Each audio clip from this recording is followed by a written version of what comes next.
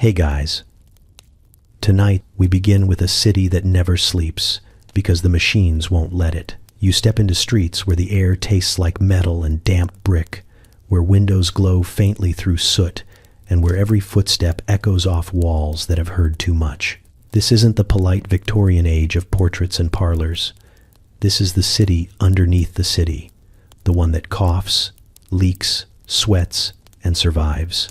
You walk past factories that breathe harder than the people inside them, down alleys where the ground squelches for reasons no one asks about anymore.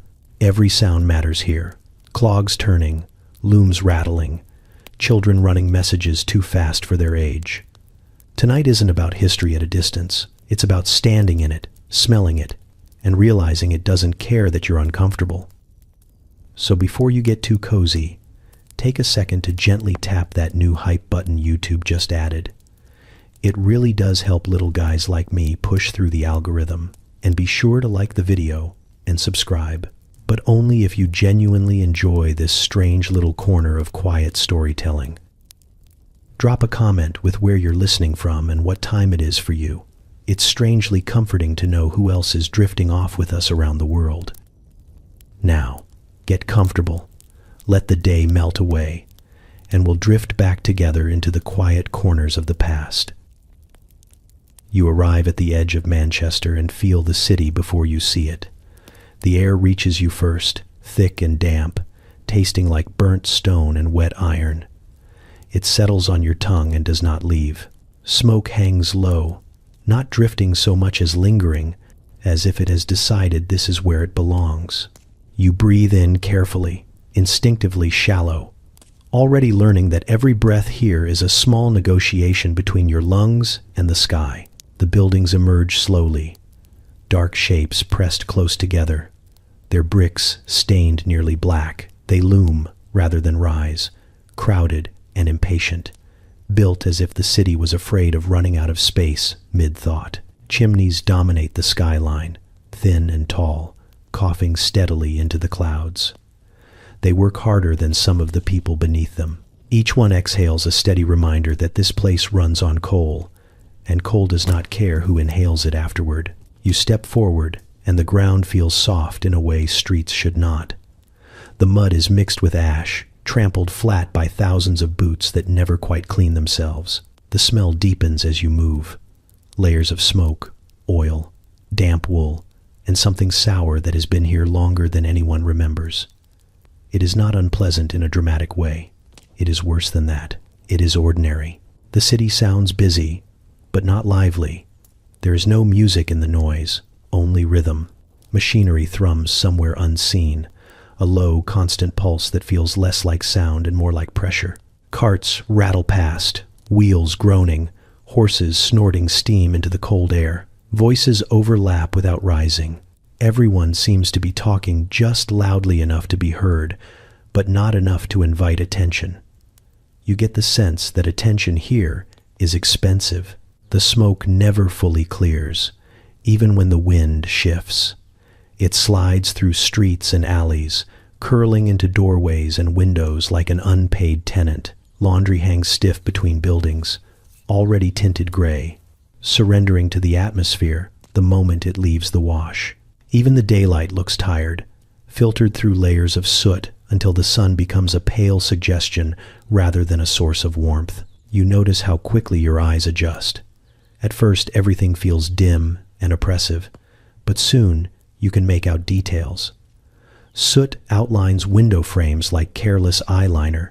Brickwork shows old repairs, patched and repatched, survival in masonry form. You realize the city is not crumbling.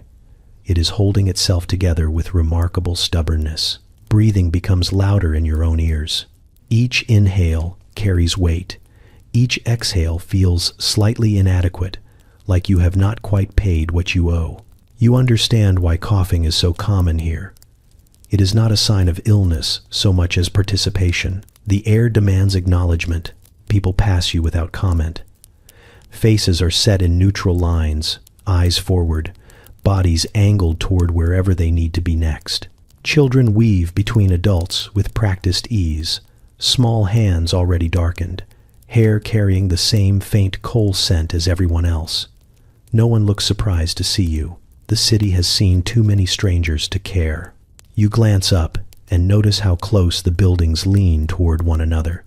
They create narrow corridors where smoke collects and light struggles. These streets feel designed for efficiency, not comfort. Get people from one place to another. Get goods moved. Get labor where it needs to be. Anything beyond that is a luxury. Somewhere nearby, a factory releases a fresh surge of smoke, thicker than the rest. It rolls out like a sigh, heavy and resigned. You imagine the machines inside, relentless and punctual, never stopping long enough to consider who feeds them. The city breathes through those chimneys, slow and constant, and you are now breathing with it whether you like it or not. You become aware of your clothes, how clean they feel, how out of place that cleanliness suddenly seems. Give it time. The city has a way of correcting small imbalances. Already a fine layer of ash settles on your sleeves, barely visible but persistent. Manchester does not rush you. It simply waits. Standing here, you understand something quietly important. This place is not trying to impress you. It is not hiding its flaws or polishing its image. It exists to function, to produce, to endure. The smoke is not a side effect. It is the signature. You take another breath, deeper this time, and the air pushes back. Welcome, it seems to say, without enthusiasm or hostility, just fact. This is how we live. You step fully into the streets and immediately realize that silence does not live here. It might visit other cities, rest in parks, or slip into bedrooms after dark, but Manchester has evicted it. The sound arrives in layers, overlapping and unashamed. Machines thrum somewhere beyond the walls, a low mechanical heartbeat that never quite fades. Carts clatter over uneven stones, wheels complaining loudly, as if protesting the work they continue to do anyway. Voices rise and fall in constant negotiation, arguing prices, hours, blame, weather, fate. Even the buildings seem to hum, brick and timber vibrating faintly with the memory of effort. The streets are narrow, not because land is scarce, but because speed mattered more than comfort when they were laid down. Houses press close, leaning inward like tired laborers sharing a secret. Sound ricochets between them, bouncing back and forth until it becomes difficult to tell where one noise ends and another begins. A shout from 3 doors down arrives in your ear, already softened by smoke and distance.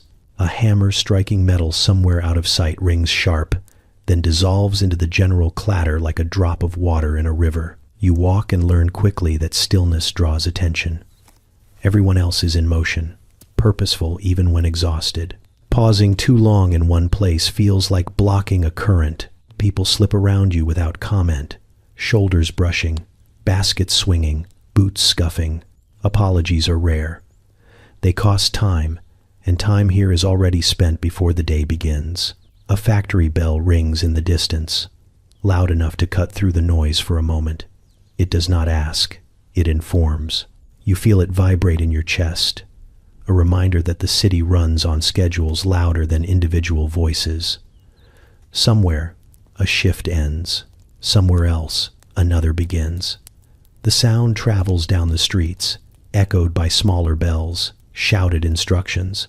The sudden surge of footsteps moving in the same direction like iron filings toward a magnet. Children dart past you, shouting half-formed jokes, chased by siblings or errands. Their laughter is brief but bright, cutting through the industrial chorus before being swallowed again. You notice how quickly it fades. Joy here has learned not to linger. It knows better. The walls are close enough that you can hear life happening inside them. A cough behind one window, deep and practiced. The scrape of a chair being dragged across a floor above street level. The clink of a tin cup. Conversations leak through thin brick and thinner privacy, never meant to be overheard, yet impossible to avoid. Everyone knows everyone else's business in fragments, just enough to feel involved, and never enough to help. As you move deeper, the noise does not grow louder so much as denser. It presses in, filling gaps, leaving no space for your thoughts to settle. You stop trying to separate sounds and let them wash over you as a single presence. This is the city speaking, not in sentences, but in effort. Every sound means someone is working, moving, enduring. Even the ground contributes.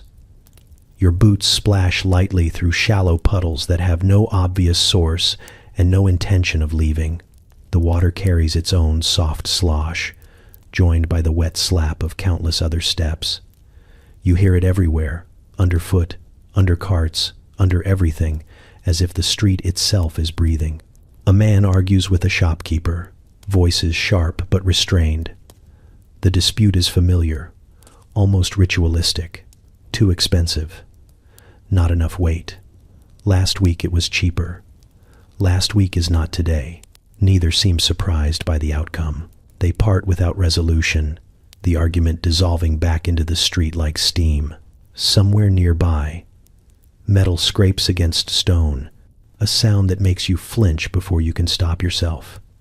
No one else reacts. Whatever caused it has already been accounted for mentally and filed away. Danger here announces itself constantly. You learn to listen without responding. For a moment, you imagine what quiet would feel like. The thought is almost foreign. Silence would be alarming here, like a machine stopping unexpectedly. You realize that the noise is not just tolerated, it is reassurance. As long as the city is loud, it is alive. You keep walking, letting the sound carry you forward, understanding that in Manchester, the noise is not background, it is the story, told over and over, without pause, without mercy, and without silence. You slow your pace and really look at the housing now that you are close enough to touch it. These buildings were not designed so much as assembled, brick stacked on brick with the urgency of someone late for work. Rows stretch ahead of you in uneven lines, each house nearly identical and yet subtly wrong in its own way. Walls bow outward, corners slump, and windows sit at slightly different heights, as if no one bothered to check a level before moving on to the next job. Comfort was not part of the brief. Shelter was sufficient. The bricks themselves tell the story. They are darkened with soot and permanently damp, as though they have been sweating since the day they were laid. Mortar crumbles under your fingers when you brush against it, gritty and soft, like it never fully decided to set. These houses lean inward, not enough to collapse, just enough to feel intimate in an unsettling way. They seem to listen, walls angled toward the sounds of coughing, arguing, breathing, living. Privacy here is theoretical. You imagine how fast this all went up. A city expanding faster than patience, driven by factories that needed bodies more than beauty. Entire neighborhoods raised in a rush, as if pausing to consider comfort might have slowed production. Windows are small and stingy with light. Doors are thin, warped from damp and constant use. Some don't quite close, and some don't open without persuasion. The houses look tired, and you realize they were born that way. You pass a doorway where the brick above the lintel has cracked into a jagged smile. Someone has wedged a scrap of wood into the gap, an improvised solution that has become permanent through repetition. Repairs here are rarely about fixing something properly. They are about keeping it standing long enough to matter tomorrow. Inside these walls, life compresses. You know this without entering. The spacing tells you everything. Rooms stacked like afterthoughts, ceilings low enough to remind you of your posture, staircases that creak loudly, announcing every movement, because secrets don't travel well in structures this thin. Even the chimneys are crowded, flues competing for space, coughing smoke back into rooms when the wind decides to be difficult. Laundry lines stretch between buildings overhead, sagging under the weight of wet clothes that never quite dry. Shirts and trousers sway gently, brushing brick, picking up soot as if magnetized. Cleanliness here is temporary and aspirational. The city always has the final say. You notice how close everything is, not just physically, but socially. Houses share walls, floors, ceilings, and problems. You hear someone laugh behind one wall, sharp and brief, immediately followed by a cough that sounds older than it should. Another wall carries the muffled rhythm of a lullaby, sung more to fill the space than to soothe. The buildings absorb these sounds and hold on to them, creating a low background murmur that never entirely stops. These homes were not built for families so much as for occupancy. Whoever needed space took it, and whoever came later adjusted. It is not uncommon for strangers to share walls, beds, even rooms, because square footage here is measured in necessity, not comfort. You realize that the architecture itself encourages endurance. There is nowhere to retreat, nowhere to stretch out fully, nowhere to forget you are part of something crowded and constant. The bricks are cold to the touch, even through gloves. Moisture clings to them, creeping into bones if you stand still too long. You understand now why people keep moving, why stillness feels like surrender. These buildings do not reward rest. They tolerate it briefly and then remind you of their limitations. You spot small details that reveal quiet resistance. A window box with a struggling plant, leaves gray but stubbornly alive. A doorstep scrubbed clean in defiance of the street. Chalk marks from a child's game fading into the brick, partially erased by rain and time. Tiny declarations that someone tried to make this place theirs, even if only for a moment. Standing there, you grasp the scale of it. This is not one bad house or one unfortunate street. This is an entire city built in a hurry, designed to hold labor rather than lives. The bricks lean inward, listening.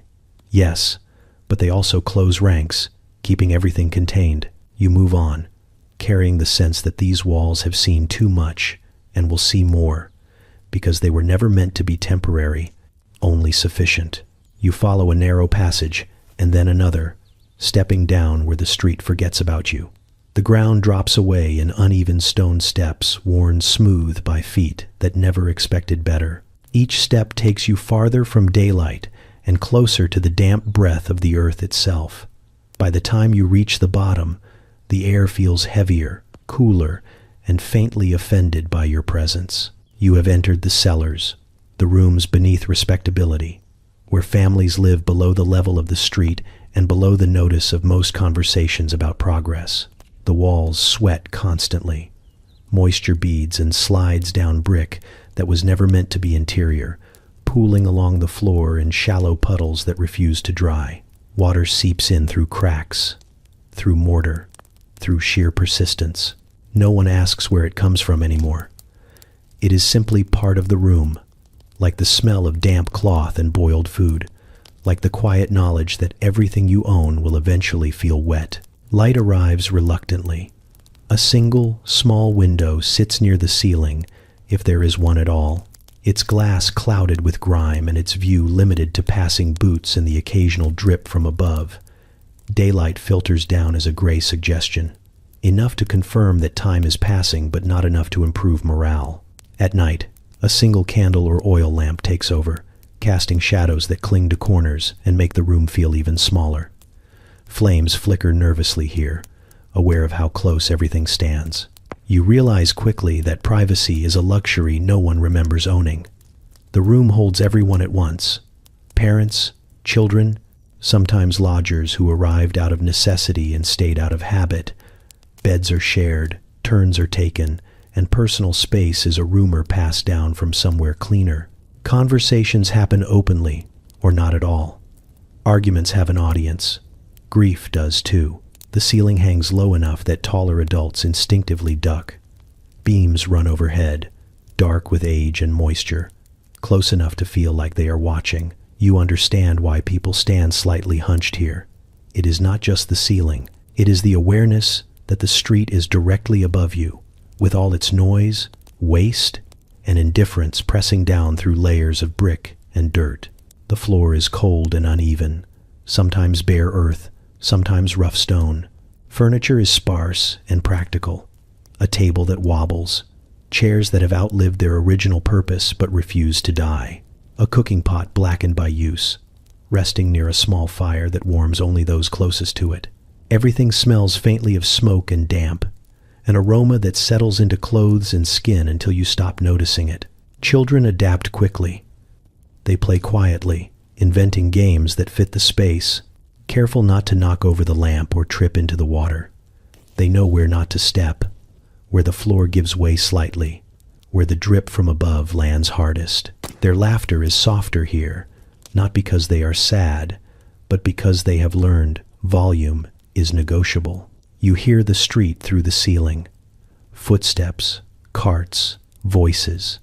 The constant reminder that life continues just inches above your head. Occasionally something spills, and you flinch instinctively as water or worse seeps down, uninvited. No one reacts much. This happens. Someone wipes the floor. Someone sighs. Life resumes. Illness moves easily in these spaces. Damp air clings to lungs. Coughs echo and linger. Fevers spread without needing introductions.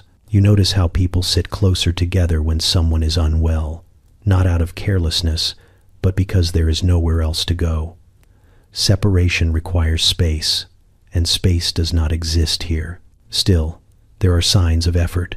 A cloth hung carefully to block a draft.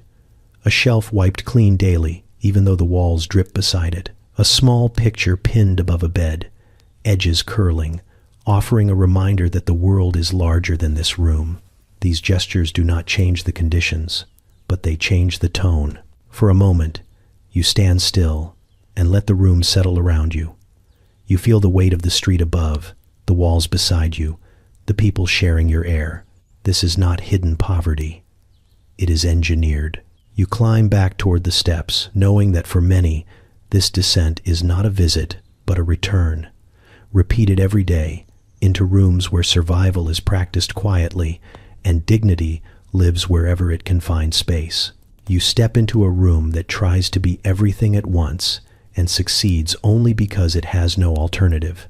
It is a bedroom, kitchen, sick room, nursery, dining area, and sometimes a place for strangers to sleep if they can pay a few coins and don't ask questions. The air is warm in a stale way, thick with breath and boiled food, and the faint medicinal bite of something meant to help but rarely does. This single space holds more lives than it should, and it knows it. Parents sit close to the walls, not out of politeness, but strategy.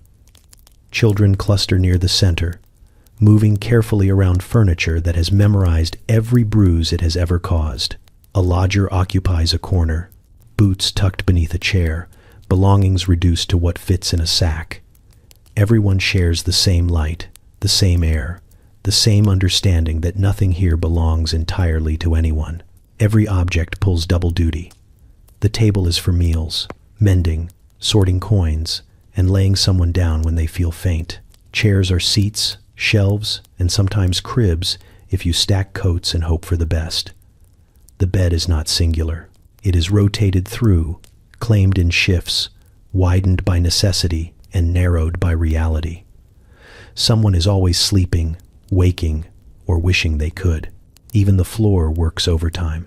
During the day it catches crumbs, spilled water, and children who move faster than balance allows. At night it becomes a mattress for whoever did not make it into a bed, wrapped in coats, using a rolled sleeve as a pillow. It is never quite clean, but it is never abandoned either. Illness is treated like an uninvited but familiar guest. A cough echoes from one corner, answered by another, until it becomes a sort of grim conversation. Someone lies still under a thin blanket, forehead damp, eyes half open. There is concern, yes, but also routine. When space is limited, sympathy learns to coexist with practicality. The sick are tended to without ceremony, because there is no room for drama. You notice how little noise there is for a space this full. Voices stay low. Movement is careful.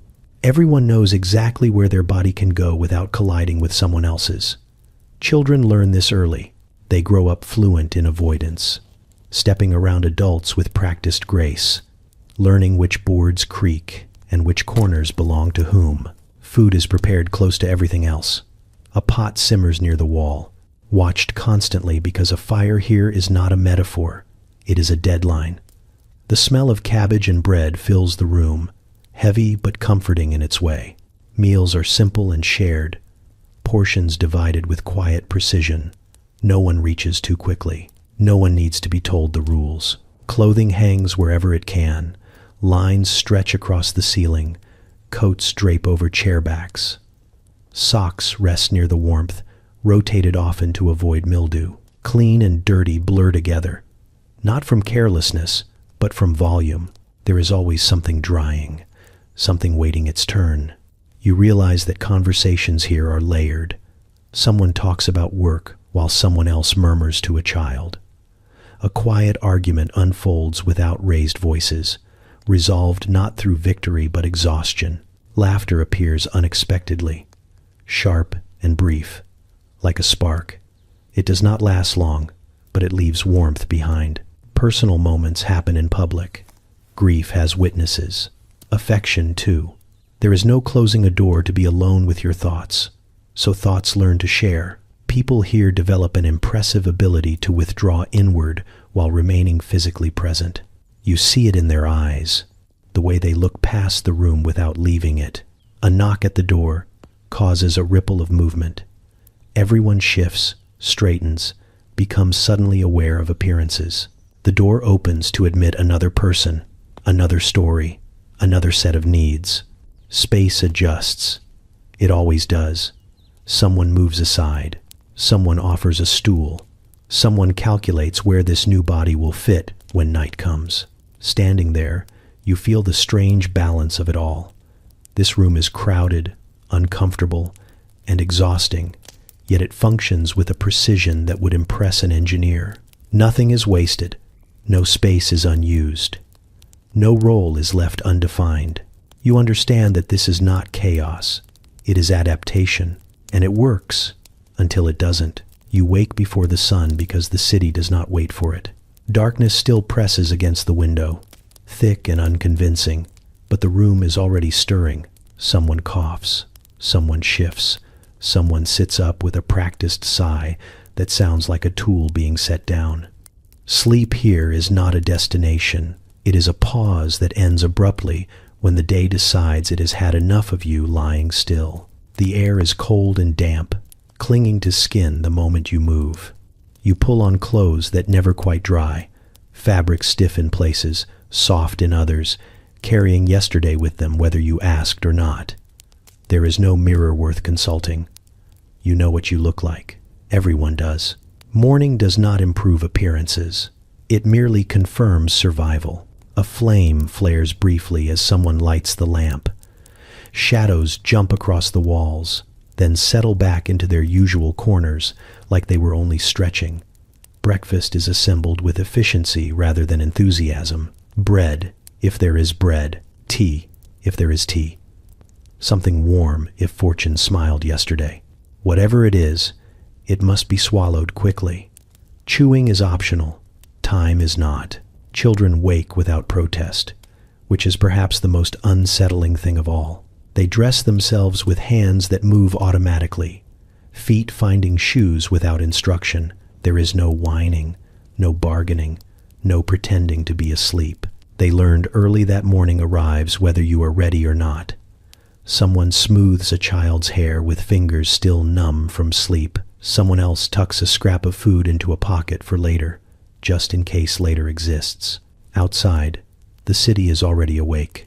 You hear it through the walls, the low mechanical murmur that never truly stopped, only softened enough to let you pretend you slept. Somewhere nearby, a factory whistle cuts through the dark, sharp and commanding. It does not suggest, it declares. Another answers in the distance, then another, until the sound ripples across the streets, pulling bodies toward doors like an invisible tide. You step outside and the cold greets you without ceremony. The street is slick, reflecting faint lamplight in dull streaks. Figures move through the gloom, heads down, breath visible, all heading in roughly the same direction. No one greets anyone. There is no time for it, and besides, you will see the same faces again soon enough. Familiarity here does not require acknowledgement. The walk to work begins before the day has officially arrived. You move past shuttered shops and dark windows, past buildings that seem half asleep themselves. Smoke already curls from chimneys, eager and impatient. The smell of coal is strongest in the morning, fresh and assertive, like the city clearing its throat. You pass a woman balancing a tin pail, careful with each step. A man adjusts a cap pulled low over his eyes, squinting against the dark. Children walk in small clusters, quieter now, conserving energy for the hours ahead. Someone hums under their breath, a tune cut short when another whistle sounds. Breakfast settles uneasily. Whatever you manage to eat feels more like an idea than a meal, but it is enough to keep you upright for now. Hunger is a familiar companion, not an emergency. It walks beside you patiently, reminding you of itself without demanding attention. As you near the factory gates, the crowd thickens. The building looms ahead, windows glowing faintly, machines already awake inside. You feel the shift before it happens, the moment when the street hands you over to the rhythm of work. Voices drop, movements sharpen, everyone adjusts their pace instinctively, matching the pull of the entrance. The sky begins to lighten, almost as an afterthought. A thin gray creeps in at the edges, just enough to reveal the city's shape without improving its mood. Dawn here is not celebrated. It is tolerated. The day does not begin with birdsong or sunlight. It begins with obligation. You take one last breath of outside air, heavy as it is, before stepping forward. Morning has done its job. It got you here. You move with the crowd as if the street itself has decided on a direction and everyone is simply obeying. The flow is steady and quiet, a human current drawn toward the same dark mouth of the mill. Boots scrape, soles slap against damp stone, breath fogs briefly and vanishes. No one speaks unless necessary, and even then it is done sparingly, like spending coins you might need later. Children keep pace without complaint. They walk with the seriousness of adults who have misplaced their childhood somewhere between home and the factory gate. Small hands are tucked into sleeves, shoulders hunched against the cold, eyes fixed forward. No one has to tell them where they are going. The route has been memorized by repetition, each turn familiar enough to navigate half asleep. Adults stare ahead, faces set in expressions that are not angry so much as economical. Emotion costs energy, and energy is required elsewhere. You notice how bodies move efficiently, arms close to sides, steps measured, nothing wasted. Even the way people avoid puddles is practiced. A slight shift here, a careful hop there, all done without breaking stride. The city watches you go. Rows of houses line the street, windows dark, doors shut, as if the buildings themselves are still resting while their occupants do the work. Smoke rises in thin columns, already active, already contributing. The smell of coal grows stronger with every step, mixing with damp wool and the faint sour note of yesterday's work clinging to clothes. A cart rattles past, pulled by a horse that looks like it would prefer to be anywhere else. The driver does not apologize for cutting through the crowd. No one expects him to. You step aside automatically, then fall back into line, the rhythm unbroken. The street absorbs interruptions and moves on. You pass a corner where two streets meet, and the crowd thickens as more people join, folding in seamlessly. There is no greeting, no acknowledgement beyond a shared understanding of direction. This is not unfriendly. It is efficient. Familiar faces appear and disappear at your side, known well enough to trust but not well enough to slow down for. The mill comes into view gradually, its bulk emerging through the haze like a permanent storm cloud that forgot how to leave. Windows glow faintly despite the lingering dark, squares of dull light hinting at motion inside. You can feel it before you reach it, a subtle vibration underfoot, the low, constant thrum of machinery that never fully sleeps. It pulls at you, not physically, but mentally, the way a schedule pulls at a clock. Children glance up at the building briefly, then look away. They have learned not to stare. Adults do not look at it at all. Their focus narrows to the gate, the entrance, the place where the street ends and the shift begins. Someone adjusts a scarf. Someone else tugs gloves into place. Final preparations, quiet and personal. Conversation would feel strange here, almost rude. Words would bounce uselessly between bodies already committed to silence. When someone does speak, it is brief and practical, a reminder, a warning about a slick patch near the entrance, a murmured comment about a whistle heard too early or too late. Then quiet returns, settling comfortably over the group. As you draw closer, the crowd compresses slightly, Personal space shrinks without complaint. This is temporary. Everyone knows that. Inside, it will be worse. But complaining now would change nothing. The gate looms ahead, iron bars dark with age and use, wide enough to admit labor and little else. A factory bell rings, sharp and final. It slices through the air and lands somewhere deep in your chest. The sound does not hurry you. It confirms what you already knew. Steps quicken just enough to acknowledge authority without appearing desperate. No one runs. Running would suggest weakness or lateness, and neither is acceptable. You glance sideways and see a child straighten instinctively at the sound, shoulders squaring, face blank. The transformation is subtle but complete. Whatever they were before this moment is set aside. The mill requires a certain posture. The gate swallows the first rows of people, bodies disappearing into shadow.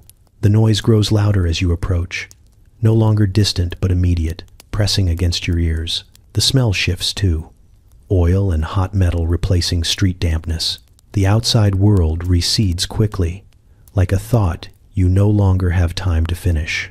You cross the threshold with everyone else, carried forward by habit and necessity, understanding that the walk is over, and the day, properly speaking, has begun. You step inside and the noise closes around you like a door that locks from the outside. The factory floor does not greet you. It overwhelms you.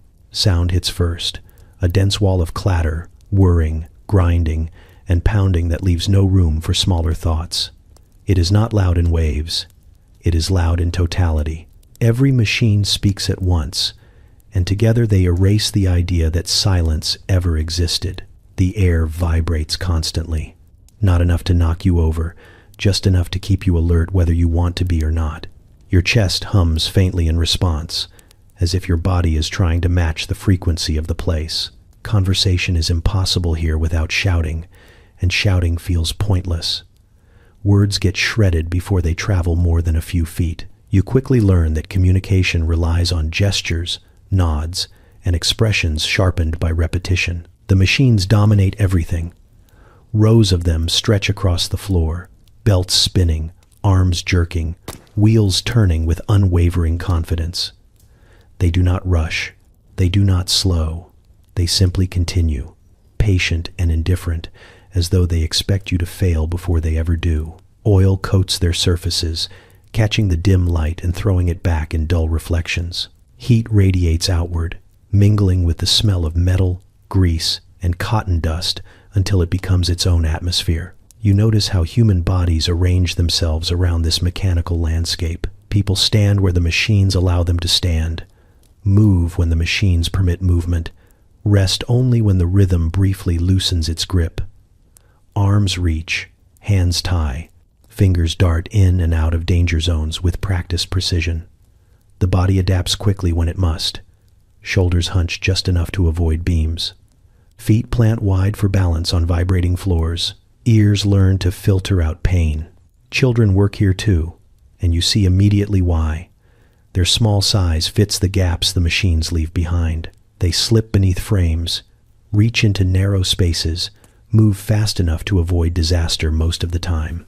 Their faces are serious, eyes alert, attention stretched tight. There is no room for wandering thoughts. Inside the noise, thinking is a liability. The floor is alive with motion.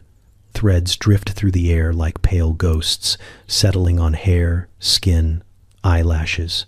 You brush them away without realizing you are doing it. Everyone does. The dust gets everywhere, clinging to sweat, sneaking into lungs, making its presence known hours later when coughing begins. For now, it is just part of the texture of the day. Time behaves strangely here, without silence, without conversation, without windows offering a clear view of the sky. Hours blur together. The only markers are bells and whistles that cut through the noise briefly before being swallowed again. When one sounds, people shift positions automatically, like parts responding to a signal. You realize you have been standing longer than you thought, or shorter. It is difficult to tell. The heat builds steadily. Bodies glisten. Sleeves are rolled. Collars loosened where possible. Sweat drips unnoticed. Stopping to wipe your face would mean losing pace, and pace matters. The machines expect a certain speed, and falling behind draws attention you would rather avoid. Supervisors move along the edges, watching for disruptions in flow, eyes trained on output rather than faces. Accidents happen quietly at first. A sharp intake of breath, a sudden stillness. Then movement resumes around the gap left behind. Someone is guided away. Someone else steps in. The machine does not pause long enough to acknowledge the exchange.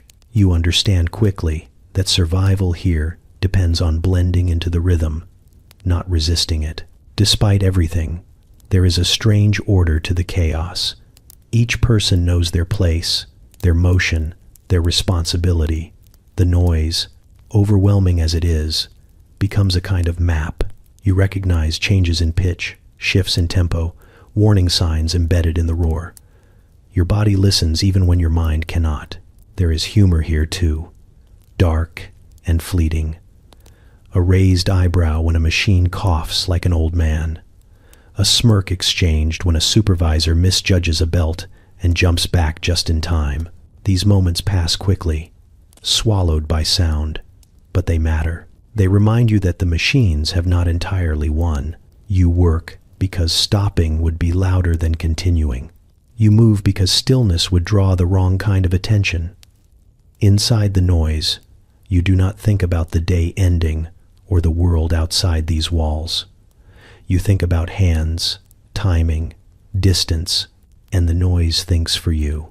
You notice the children once you stop trying not to. At first, they blend into the machinery, small shapes moving where the machines leave gaps, sleeves rolled, hair tied back, or simply cut short enough not to matter. Then you see how often adults step aside to let them through, how hands gesture them forward into spaces no grown body fits anymore. Their size is not a vulnerability here. It is a qualification. They move fast because they have to. Speed matters more than safety, and safety has never been clearly defined anyway. A small hand darts between spinning parts to clear a snag before it becomes a problem. A narrow shoulder slips under a frame to retrieve something dropped. A child crawls where an adult would hesitate, knees and palms already hardened by repetition. The machines do not slow for them. The machines never slow. You watch a boy, no older than 10, judge distance and timing with the seriousness of someone twice his age. His face is calm, focused, utterly unchildlike. He does not look at the machine as something dangerous. He looks at it as something to be managed, like weather or hunger. When he pulls his hand back just in time, there is no celebration, no visible relief. That is simply how it is done. Growing up here is postponed indefinitely, not because childhood lasts longer, but because adulthood arrives too early and never quite settles. These children learn responsibility before they learn how to play properly. Their games are folded into work. Who can move fastest without drawing attention? Who can clear more tangles before the supervisor looks over? Who can keep going the longest without stopping to cough? They communicate with glances and quick gestures, a shared language shaped by noise and urgency. Words would slow them down. You see one child tap another's elbow sharply, a warning passed faster than speech. A nod answers. The problem is handled. The belt keeps moving. Their hands tell the story better than their faces. Fingers are nicked and scarred, nails darkened, skin toughened in places it should not be. These hands are too small for the work they do, which is exactly why they are here. They reach where adults cannot, and are blamed when something goes wrong, because small hands are also easy to replace. Supervisors notice productivity, not age. A child who works quickly is praised in the only currency that matters here, continued employment. A child who hesitates is corrected sharply, not out of cruelty but efficiency. There is no time for lessons that do not produce immediate results. Fear is considered a delay. You see moments that almost resemble kindness. An older worker positions himself slightly closer to a dangerous machine when a child is assigned nearby, not to protect them directly, but to shorten the distance help would need to travel. A girl is handed a rag to wrap around a sore wrist, the gesture quick and wordless. These acts are subtle, easily missed. but they happen. They are the closest thing to care the floor allows. The noise does not discriminate. It presses into small ears just as forcefully as large ones. Children learn to read lips, to sense changes in vibration, to feel when something is about to go wrong through their feet. Their awareness is sharp and constant. Daydreaming is a liability they cannot afford. You catch a flash of something else now and then. A grin exchanged when a task is completed smoothly. A brief mock bow when someone narrowly avoids trouble. Humor survives here, stripped down and practical. Like everything else, it does not distract. It sustains. There is a moment when a machine jerks unexpectedly and a child freezes, eyes wide for just a fraction of a second. The belt passes. The danger moves on. Work resumes. That pause is so brief you almost miss it. It is enough. You realize that for these children, the factory floor is not a temporary hardship on the way to something better. It is the landscape of their development. They grow into the rhythm, their bodies shaped by it, their instincts tuned to its demands. Education happens in motion. Maturity is measured in endurance. When the bell eventually rings and the shift loosens its grip, they do not cheer. They simply move on to the next requirement of the day, carrying their small hands with them, already preparing to use them again tomorrow. Time stops behaving like something you can count once the bells take over. Inside the mill, hours are not measured by clocks or light or hunger, but by sharp interruptions that slice through the noise and tell you what you are allowed to do next. A whistle screams, and the floor shifts almost instantly. Bodies adjust without discussion. Hands pause, then resume. Another bell rings later, or earlier, it is hard to tell, and suddenly you are permitted to breathe differently. Rest exists here, technically. It arrives on schedule, announced loudly, enforced strictly, and rationed carefully. When the signal comes, you do not feel relief so much as permission to notice how tired you already are. Muscles ache the moment they are allowed to. Backs straighten with effort. Hands flex slowly, testing themselves like tools taken briefly off the line. You sit where you can, stand where you must, and eat whatever you brought without savoring it because the next bell is already approaching. Exhaustion is assumed. It is built into the system like oil in the gears. No one asks if you are tired. The question would make no sense. You are tired because the work requires it. The machines expect it. The schedule depends on it. Anything less would suggest inefficiency. The bells do not negotiate. They arrive when they arrive, indifferent to your internal sense of time. You may feel like only minutes have passed, or like you have lived several small lifetimes since the last signal, but the bell does not care. It rings anyway, and that sound overrides everything else, even the machines, if only for a heartbeat. In that instant, you feel the power it holds. Then the noise swallows it again, and the day continues. Mistakes are punished not by shouting so much as by momentum. If you fall behind, the line does not wait. If you misjudge timing, the machine does not forgive. Consequences arrive immediately, physical and obvious. A snapped thread means more work. A missed step means pain. A moment of distraction becomes something you carry for the rest of the shift, sometimes longer. You learn quickly to anticipate the bells, to feel when one is coming by the way. Supervisors glance toward the clock. By the subtle tightening of movement around you, people begin to rush slightly before the sound. Trying to finish a task before permission to stop or start changes the rules. This anticipation becomes its own kind of stress, a low hum beneath everything else. When rest ends, it ends cleanly. The bell rings and bodies rise almost in unison, not dramatically, not eagerly, just efficiently. Food is packed away. Tools are reclaimed. Conversations that never fully began end immediately.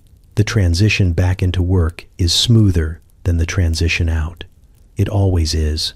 You notice how children respond to the bells with the same precision as adults. They do not lag or protest. They have learned that timing is safety. Being in the wrong place when the bell rings can be dangerous. The schedule does not adjust for smaller bodies. It barely adjusts for anything. As the hours stack up, the bells begin to feel closer together or farther apart. The distinction blurs. Your sense of time stretches and compresses unpredictably. You catch yourself counting tasks instead of minutes, cycles instead of hours. Time becomes mechanical, segmented, repeatable, stripped of narrative. There is a strange comfort in this, unsettling as it sounds. When everything is decided for you, there is less room for uncertainty. You know when you can stop. You know when you must continue. The bells remove choice, and with it, a certain kind of anxiety. You endure because endurance is scheduled. Still, the body keeps its own quiet tally. Muscles stiffen, eyes burn, ears ring long after the bells fade. Small mistakes multiply as fatigue deepens, and you work harder to prevent them, concentrating fiercely, knowing that the machines do not care why you slip. Eventually, a final bell cuts through the noise with a slightly different tone. The day loosens its grip. The machines wind down just enough to acknowledge the signal. The shift releases you not with kindness, but with completion. You do not feel finished. You feel paused. You do not notice the cotton at first because it arrives gently, floating through the air like something harmless. Thin white threads drift around the machines, catching the light when the lamps hit them just right. They settle on hair, eyebrows, the backs of hands. They look almost delicate, like snow that forgot how to be cold. Only later do you realize they are everywhere because they are inside you too. With every breath, the dust comes along. It slides past your nose and mouth, carried deep into places you cannot reach back into. You inhale it without thinking, because thinking slows you down, and slowing down draws attention. The air tastes faintly sweet at first, then dry, then flat. After a while, you stop tasting it at all. Your lungs accept the intrusion with quiet resignation. Coughing surrounds you constantly. It comes in different rhythms and tones, some sharp and sudden, others deep and rattling, like something loose trying to escape. No one looks up when it happens. A cough here is not an alarm. It is punctuation. The machines roar on, indifferent, their steady clatter swallowing the sound almost as soon as it appears. You cough too, eventually. At first you try to do it quietly, turning your head, covering your mouth with your sleeve. It feels polite, unnecessary but polite. Later, you stop bothering. The noise does not matter. Everyone else is doing it, and no one is keeping count. The factory has taught you that discomfort is not noteworthy unless it stops production. The dust clings to sweat and skin, working its way into every crease. When you wipe your face, your hand comes away grayish white, like you have aged suddenly. It settles into clothes and refuses to leave, even when washed. You will carry it home with you, into beds and meals and conversations. A small part of the mill that insists on joining your life outside these walls. You notice how the children breathe differently, shorter breaths, quicker, as if their bodies instinctively know to limit exposure. It does not help much. Their coughs are lighter for now, almost playful in comparison, but they are learning the sound. It will deepen with time. Everything does. Supervisors speak about dust the way they speak about weather. It is unfortunate, unavoidable, and no one's fault. Windows are cracked open when possible, though the outside air is hardly an improvement. Fans move the dust around more than they remove it. You learn not to stand directly beneath the drifting clouds when bales are handled, but avoidance only goes so far. The air belongs to the cotton now. Your chest tightens as the hours pass. Breathing becomes a conscious act for a while, then fades back into habit. You feel the urge to cough rise and fall, suppressed until it cannot be ignored. When it finally breaks free, it comes with a sharp sting, followed by a brief sense of relief that does not last. You think about how strange it is that something so soft can be so persistent. Cotton dresses the world, fills homes, lines pockets. Here, it coats lungs and throats, invisible once it settles in. The contradiction feels almost intentional, like a joke the factory tells without smiling. At rest breaks, you swallow tea or water, hoping to wash the dust down. It helps for a moment, then the air reasserts itself. Conversations, when they happen, are punctuated by coughs that interrupt sentences without apology. No one waits for them to pass. Words continue around them, practiced and efficient. By the end of the shift, your throat burns faintly, a reminder that the day has left its mark. You clear it once more before heading toward the exit, joining the chorus one last time. Outside, the air feels heavier but different, the smoke familiar, the cotton less visible. You breathe deeply out of habit and then stop yourself, unsure which air is kinder. The coughing follows you out anyway. It always does. You learn quickly that accidents here do not arrive with drama. They happen mid-motion, folded into the rhythm of the floor, brief disruptions rather than defining events. A hand slips, a sleeve catches, a foot misjudges a patch of oil. The machine reacts the only way it knows how, by continuing. Sound does not change, the belts do not pause out of respect. At first you freeze when it happens. Someone yelps, sharp and involuntary, and for half a second your body wants to stop, to look, to understand. Then you notice that everyone else has already adjusted. A supervisor appears from nowhere, gestures sharply. Two workers guide the injured person away with practiced efficiency. One arm under the shoulder, another hand already pressing cloth against skin. Blood darkens fabric quickly, bright against the gray and white of the floor, startling only if you let yourself notice it. You do not let yourself notice it for long.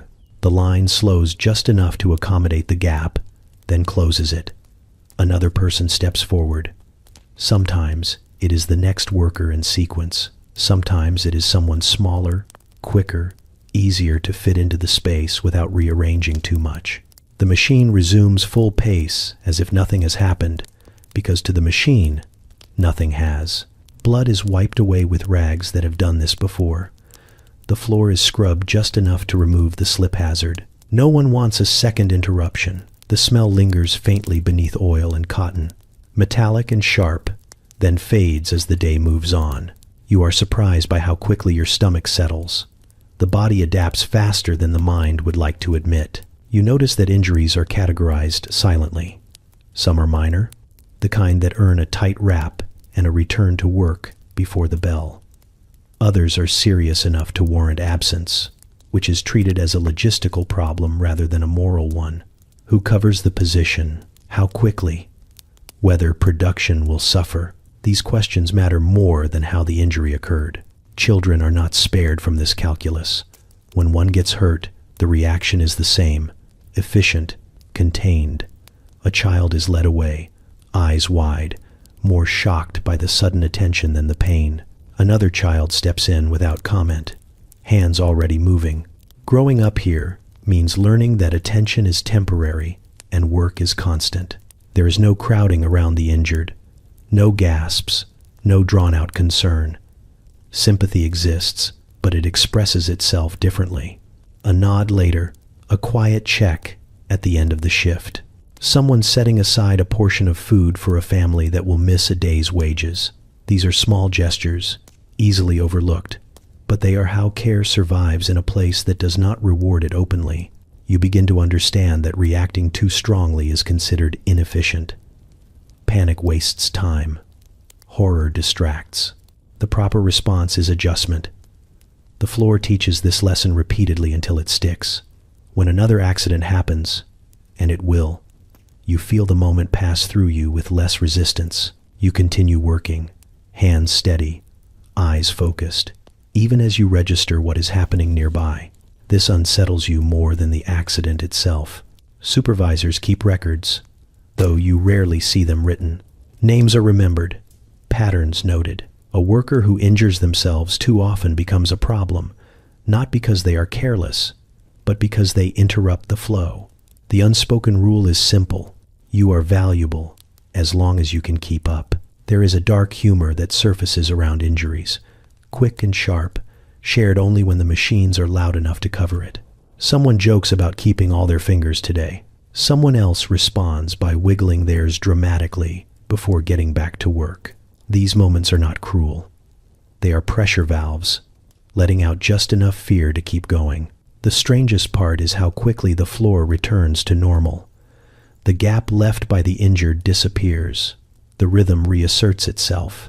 If you were not paying attention, you might miss that anything happened at all.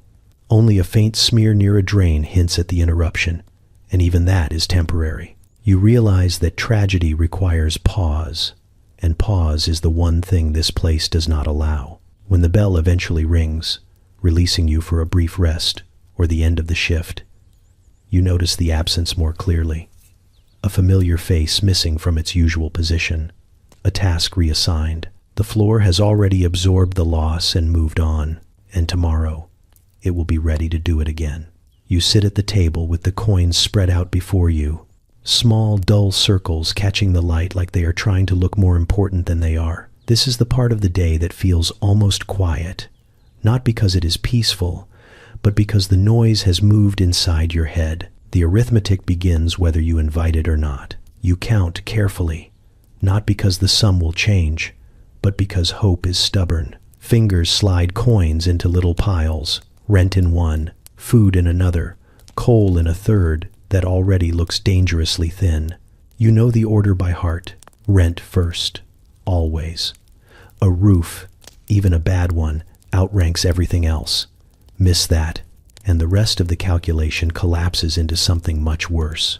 Food comes next, though it argues constantly with coal. You can eat less, stretch meals thinner, pretend hunger is a personality trait. Cold is harder to negotiate with. Coal keeps the damp from settling too deep into bones, keeps water from freezing in buckets, keeps illness from finding an easier way in. You stare at the piles and rearrange them, shaving a coin from one to bolster another, pretending this is strategy and not surrender. There is a strange intimacy to this ritual. You know every coin's weight, every nick and worn edge. Some have passed through so many hands they feel almost soft. You wonder briefly where they have been, what else they failed to cover, then push the thought away. Curiosity does not add value. If there is anything left after rent, food, and coal, it becomes contingency, shoes that need replacing, a doctor you hope not to need, a funeral you suspect might arrive uninvited. This pile is usually imaginary, but you still look for it, just in case. The numbers never quite agree with reality. Wages arrive with confidence, stamped and official, as if daring you to argue. Expenses respond with quiet certainty. The gap between them is where improvisation lives. Borrowing, owing, skipping, choosing which discomfort is tolerable this week. You do the math again, slower this time, like repetition might soften the result. It does not. The coins remain unmoved, unimpressed by your effort. Somewhere in the room, someone clears their throat, waiting for an answer you already know. You tell them what you can spare, not what you have, because the difference matters. Children watch this process without being told to. They learn numbers early here, not from books but from necessity. They understand subtraction before addition. They know that every purchase removes something else from the table. When they ask for small things, they do it carefully, as if testing the strength of the structure holding the household up. There is humor in this, though it arrives sideways. Someone jokes about being rich for a full minute after payday. Someone else laughs about how coal seems to burn faster when you look at it. These jokes land because they have to. Without them, the math would feel too heavy, too personal, too sharp. You fold the remaining coins into a cloth and tuck them away like they might escape if not watched closely. This is not savings. This is survival with a pause button. You know that one unexpected expense can erase it instantly. The city is good at providing those. As you lie down later, the numbers replay themselves behind your eyes. You mentally adjust future weeks, imagining slight improvements, tiny raises, impossible windfalls. These thoughts are not plans so much as breathing exercises. They keep panic from settling in fully. The arithmetic never ends. It follows you to work, to bed, into conversations that circle around money without naming it. Everyone speaks the language fluently. Everyone pretends they are only temporarily bad at it. You sleep knowing that tomorrow, the coins will look the same. They always do. You step out of the mill with your shoulders locked high and your ears still vibrating, as if the machines followed you halfway to the door and only turned back at the last second. The noise does not stop immediately. It lingers inside your head, a phantom rhythm that keeps time even when the belts are out of sight. You blink against the dimming light and breathe in air that is technically fresher, though the difference feels philosophical. The street receives you without ceremony. Night does not calm Manchester, it adjusts it. The smoke hangs lower now, pressed down by cooler air, and the lamps glow through it like tired eyes refusing to close. The crowds thin, but never disappear. People peel away in small streams, each heading toward their own version of home, moving carefully, conserving what little energy the day left them. Your body announces itself with every step. Muscles tighten, then complain when asked to loosen. Hands ache with a dull persistence, fingers reluctant to uncurl fully. You roll your shoulders, wince slightly, then stop doing that because it does not help. Pain here is not dramatic. It is companionable, walking beside you, reminding you that the day has been accounted for. Children spill out ahead of you, suddenly louder now that the worst is over. They kick stones, argue about nothing, laugh too hard at jokes that barely exist. Their energy feels borrowed, like it will need to be repaid with interest later. Adults walk more quietly, eyes forward, minds already shifting toward the next set of calculations waiting at home. You pass shops with windows glowing, warm and unreachable. Inside, people with cleaner coats move slowly, choosing, lingering. You glance in, without resentment, just curiosity, as if observing a different species that breathes different air. The glass reflects your own outline back at you, smudged and tired, and you move on. The streets twist narrower as you go, the buildings leaning closer together, shutting out what little sky remains. The sounds change here. Fewer carts, more voices. Someone argues from an open doorway. Someone sings badly and proudly. Somewhere deeper in the maze, laughter spills out of a gin palace, sharp and reckless, the kind that promises warmth and steals tomorrow. You keep walking.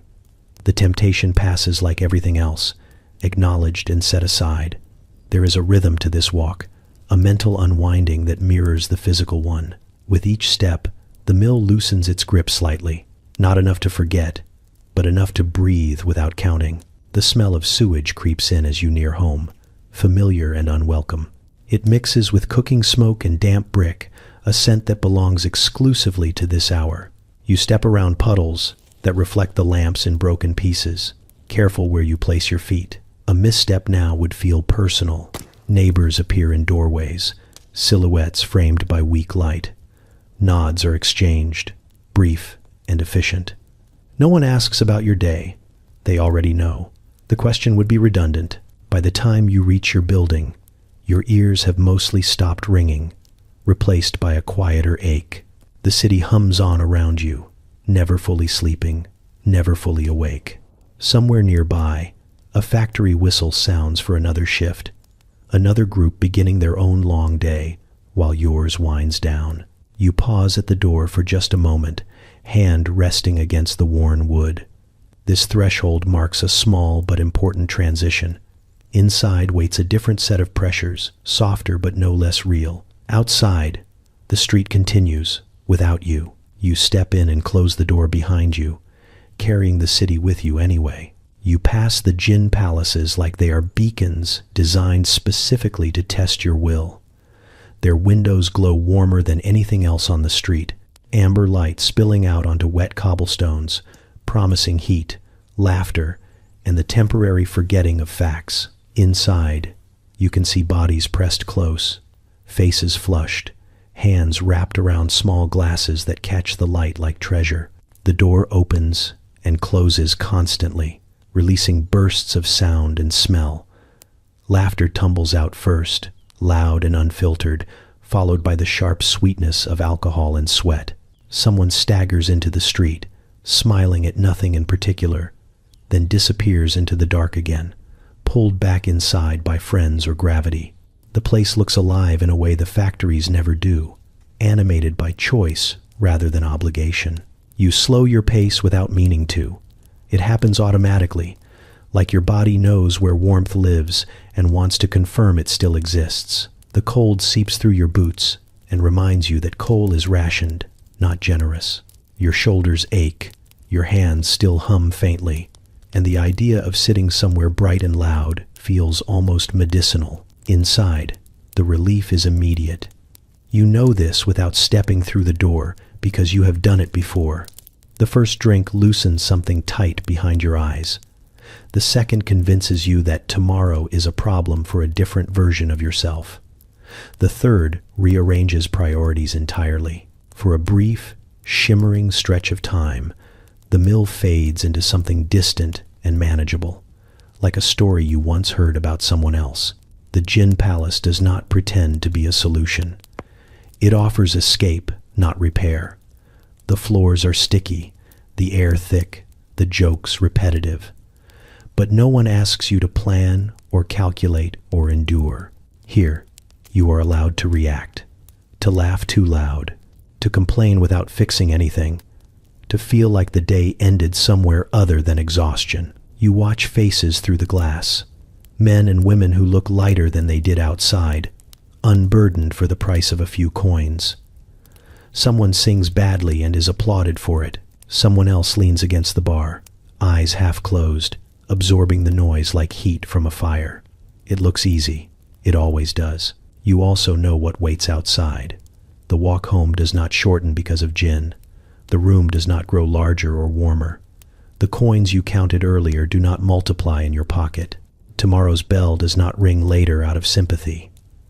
The relief expires quickly, and the cost lingers longer than advertised. There is humor in this too, dark and familiar. Someone once said the gin helps you forget how poor you are until you wake up even poorer. The joke lands because it is accurate. Laughter inside those walls is real, but it borrows against the future. Interest is collected promptly. You stand there longer than necessary, letting the light wash over you without stepping into it. This is a kind of compromise, tasting the promise without swallowing it. The street around you continues its own business. Someone bumps past, heading in with determination. Someone else stumbles out, already negotiating with the consequences. The Gin Palace does not judge. It waits. It will be there tomorrow, glowing patiently, offering the same deal. It survives because the city keeps producing reasons to need it. You move on, the warmth fading behind you, replaced by the cooler, steadier dark. The decision settles into your body with a mix of relief and disappointment, both familiar. You tell yourself it is better this way tonight. You tell yourself many things. Some of them are even true. As you walk, the laughter muffles, then disappears entirely. The street narrows, the light dims, and the city resumes its quieter tone. The Gin Palace becomes just another window behind you, another option deferred. You keep going, carrying your exhaustion with you, sober and intact, knowing that escape is always nearby, glowing softly, waiting for a night when you decide the cost is worth it. You come to understand that drink here is not a vice so much as a tool. It sits alongside bread and coal in the mental inventory, not celebrated, not defended, simply accounted for. People speak of it the way they speak of liniment or warm water, something that takes the edge off what cannot be fixed. When bodies hurt and thoughts linger too long, a glass offers a kind of temporary edit. You watch it administered carefully at first. A small pour after a long shift. A measured swallow before bed. Someone explains that it helps with sleep, with aches, with the way the day replays itself uninvited once the lights are low. No one claims it cures anything. That would be dishonest. They say it quiets things. That is closer to the truth. Hunger softens under its influence, becoming less demanding, more abstract. Pain retreats to a distance where it can be ignored for a while. Memory blurs at the edges, not erased, just smudged enough to make room for rest. The relief is real and immediate. which is why it spreads so easily from hand to hand, from night to night. You notice how often it appears in places where other comforts do not. A bottle passed quietly in a cellar room, a shared glass after a child finally falls asleep, a swallow taken standing up because there is nowhere to sit. It is efficient. It does not require space or preparation. It fits into gaps. There is humor in how openly people acknowledge its limits. Someone jokes that the drink is the only doctor who never asks questions. Another says it cures everything except tomorrow morning. Laughter follows, brief and knowing. These jokes are not advertisements. They are disclaimers. You see the other side too. The way one glass becomes two, then a habit disguised as routine. The way voices grow louder, then sloppier. The way relief turns into dependence without announcing the change. No one plans this. It happens the way damp spreads through walls, quietly, persistently. Children learn the rules early. They fetch bottles without comment. They know which adults drink to soften pain and which drink to disappear. The difference is subtle but important. One kind returns, the other lingers. There is no moral lecture attached to any of this. Judgment requires energy, and energy is scarce. People notice patterns, not sins. If someone drinks too much, the concern is practical. Will they make it to work? Will they spend the rent? Will they fall and hurt themselves where no one can see? These are the calculations that matter. You try it yourself, eventually. Not out of desperation, but out of curiosity. The first warmth spreads quickly, loosening muscles you forgot were clenched. The second drink smooths the noise in your head, turning sharp thoughts into dull shapes that drift past without snagging. For a moment, the city feels farther away, less personal. You understand immediately why this works. It does not ask you to hope. It does not demand improvement. It offers a small, reliable pause in a place where so little is negotiable. That matters. But the pause ends. It always does. The glass empties. The warmth fades. Sleep arrives unevenly, sometimes thick and heavy, sometimes elusive and shallow. Morning comes regardless, bringing with it the same aches, the same arithmetic, the same walk through streets that never quite rest. People know this. That is what makes the choice interesting. They drink anyway, eyes open, expectations managed. It is not optimism, it is triage. You notice how drink gathers people together, briefly. Stories are shared that would otherwise remain buried. Complaints are voiced without solutions attached. Laughter fills the room in a way that feels almost luxurious.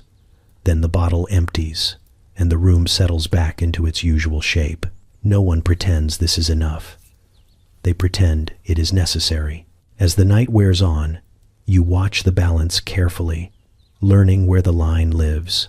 Some nights it holds, some nights it does not. The city absorbs both outcomes with the same indifference it shows everything else. You lie down later with the faint taste still lingering, the edges of the day softened but intact. The drink did what it promised, and nothing more. Tomorrow will ask for payment in full. You turn into the alleys because that is where the street decides to empty itself.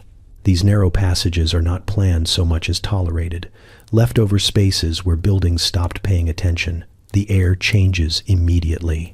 It grows heavier, wetter, layered with smells that do not bother pretending to separate themselves. Rot, damp wood, old food, human waste, and something chemical you cannot quite name, all share the same space, blended into a scent the city seems proud of producing. Underfoot, the ground is never just ground. It shifts slightly when you step, soft in places, slick in others. Water pools without committing to being liquid or solid, a grayish surface broken by floating scraps that once had purpose. You learn to walk carefully, placing your feet where others have already survived, trusting the collective knowledge of those who came before you. These alleys collect everything the rest of the city discards. Broken furniture leans against walls like exhausted animals. Rags hang from nails, abandoned mid-decision. Ash settles into corners where rain cannot reach it. The refuse does not pile neatly.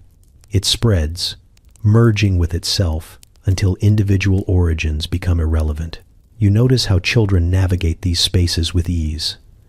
They hop from stone to stone, balance along raised edges, avoid the worst patches without looking down. They have memorized the terrain the way others memorize playgrounds. Adults move more cautiously, weight distributed carefully, eyes scanning ahead for trouble disguised as puddles. Rats move openly here. They do not scurry so much as stroll, confident in their ownership.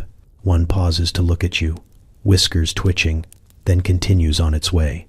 You are a visitor. It lives here. That fact feels indisputable. The walls sweat. Moisture seeps from brick and mortar, carrying with it faint stains that suggest long familiarity with whatever passes through. You brush too close and pull your coat back instinctively. Then remember, it will not matter. Everything here leaves a mark, eventually. Sounds behave differently in the alleys.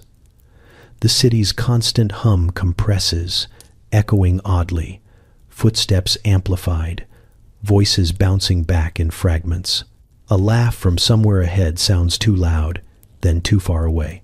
Water drips steadily, counting time without caring what hour it is. You pass doorways that look less like entrances and more like suggestions. Some lead to rooms barely fit for storage, let alone living. Others open directly into darkness that smells occupied. A face appears briefly, then disappears again, having confirmed whatever it needed to confirm. Waste flows where it finds room. Channels cut into the ground guide it loosely, though not reliably. When it rains, the alleys fill quickly, transforming into shallow rivers that carry everything downhill. People talk about this the way they talk about weather. Inconvenient, expected, occasionally dangerous. There is humor here too, sharp and unsentimental. Someone once painted a sign warning of deep water during floods, positioned so low it disappears the moment it becomes relevant. Someone else jokes that the alleys are the only honest part of the city, because nothing pretends to be better than it is. The laughter that follows is brief but genuine. You smell illness before you see it, a sour note under everything else, clinging to certain doorways longer than others. When disease moves through the neighborhood, it travels these alleys first, carried by water, by contact, by the simple fact that everything passes through here eventually. No one is surprised when it happens. Surprise would suggest expectation. You quicken your pace, not out of fear so much as instinct. The alleys do not invite lingering. They are transitional spaces, meant to be crossed, not occupied. Even those who live here treat them as something to endure between destinations. At the far end, the alley opens back onto a street, wider, brighter, marginally cleaner. The transition feels abrupt, like stepping out of a confession into polite conversation. You pause for a moment, checking your boots, adjusting your coat, making sure nothing obvious followed you out. But something always does. The alleys give the city a place to put what it cannot manage, and once you have walked through them, you understand that nothing truly stays contained. It seeps, it spreads, it waits for rain. You step back onto the street, knowing the alleys remain behind you, busy collecting, patient as ever, doing the work no one else wants to acknowledge. You start to notice that the city does not hide what it produces. It carries it openly, guiding it along shallow channels cut into streets and gutters, like an afterthought that became permanent. Waste moves where gravity allows, following paths worn smooth by repetition. There is no mystery to it. You see where it comes from and where it goes, even if you would rather not think about either for too long. The smell arrives before the sight, a layered familiarity that settles into your nose and stays there. At first it was sharp enough to demand attention. Now it registers the way background noise does, present but unremarkable. You know something has gone wrong when you notice it again, when it spikes suddenly, reminding you that your senses have been filtering more than you realized. The channels run along the sides of streets, sometimes down the middle, carrying a slow mixture of household waste, runoff, and whatever else the day contributed. Rain swells them, pushing everything along with renewed purpose. Dry spells thicken them into something sluggish and stubborn. Either way, they remain, doing their work without apology. People step over them casually, lifting hems, adjusting strides. Children leap across them for fun, daring each other to land closer to the edge. Adults do it out of habit, eyes flicking down just long enough to calculate distance. A misstep is unpleasant, but rarely surprising. Everyone has done it once. Most have done it more than once. The city treats these open channels as infrastructure, even if no one uses that word. They are as much a part of the landscape as brick and smoke. Repairs happen only when flow is interrupted, when waste backs up into places it is not supposed to linger. Otherwise, the system is considered functional. You watch as shopkeepers pour unwanted liquids directly into the channels, careful not to splash themselves. Someone empties a chamber pot with a practiced motion, turning away at the last second. No one comments. Privacy here is a flexible concept. Efficiency matters more. There is humor in how openly everyone acknowledges the situation without discussing it. Someone jokes that the city is honest about what it is. Another says, "At least you always know which way the street slopes." These remarks earn brief smiles, then dissolve back into routine. Laughter does not linger where the smell does not. The channels reflect light in dull streaks, broken by floating debris that tells small stories. A scrap of cloth, a peel, ash from a hearth. Each item once belonged somewhere else, served a purpose, then joined the current. You wonder briefly, how many households contribute to this flow? How many lives intersect here without ever meeting? Illness travels these paths easily. Everyone knows this. It is discussed in practical terms, like weather patterns. When sickness spreads, people talk about which streets flood first, which channels overflow. Avoidance strategies are shared quietly. Knowledge passes faster than official warnings. You realize that the familiarity of the smell is its own danger. When something becomes normal, it stops raising alarms. People notice change, not constancy. The city relies on this, intentionally or not. The waste is visible enough to be managed, invisible enough to be endured. As you walk, you adjust without thinking. You breathe through your mouth when necessary. You time your steps. You stop noticing the slick sheen along the stones unless it changes texture. The body adapts because it must. Discomfort becomes background. At night, the channels sound different. Water moves more audibly, unchallenged by traffic. The smell deepens in cooler air. Lamps reflect off the surface in long, wavering lines that make everything look slightly unreal. You step carefully, guided by memory as much as sight. Despite everything, life continues around these open sewers without hesitation. Conversations happen inches away.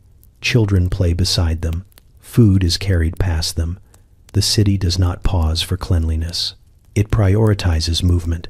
Eventually, you realize that the open channels are not a failure of planning so much as a reflection of priorities. They exist because something else mattered more. Speed, growth, profit. The waste was simply expected to find its own way. You walk on, barely aware of the smell anymore, stepping over what the city cannot contain and carries anyway, knowing that familiarity is not the same as safety, but it will have to do. You come to recognize illness the way you recognize a neighbor's footsteps on the stairs. It announces itself without introductions, slipping into rooms quietly, settling into corners, making itself comfortable before anyone thinks to ask how long it plans to stay. No one names it at first. Naming things gives them shape and weight, and sometimes it feels safer to let sickness remain a vague presence, like bad weather passing through. It starts with small signs. Someone stays in bed a little longer than usual. A cough deepens, loses its humor. A child's skin feels too warm under your hand, the heat steady and insistent. People comment lightly at first, saying it is just a chill, just tiredness, just something going around. They say this because they have said it before, and sometimes it has even been true. Fevers arrive quietly, without drama. They do not kick down doors or demand attention. They slip in during the night, turning sleep restless, dreams sharp and uncomfortable. By morning, the body feels heavier, slower, like it is moving through water. Work becomes harder, thinking becomes foggy. Still, many go in anyway, because absence has its own consequences. The disease spreads efficiently, helped along by close rooms, shared cups, the simple necessity of breathing the same air. It does not require permission. It does not respect effort. It moves through households the way smoke does, finding every gap, every weakness. You watch it pass from one person to another, sometimes pausing, sometimes accelerating, unpredictable in its preferences. There is no panic, only adjustment. Someone takes over a task. Someone brings water, soup if it can be spared.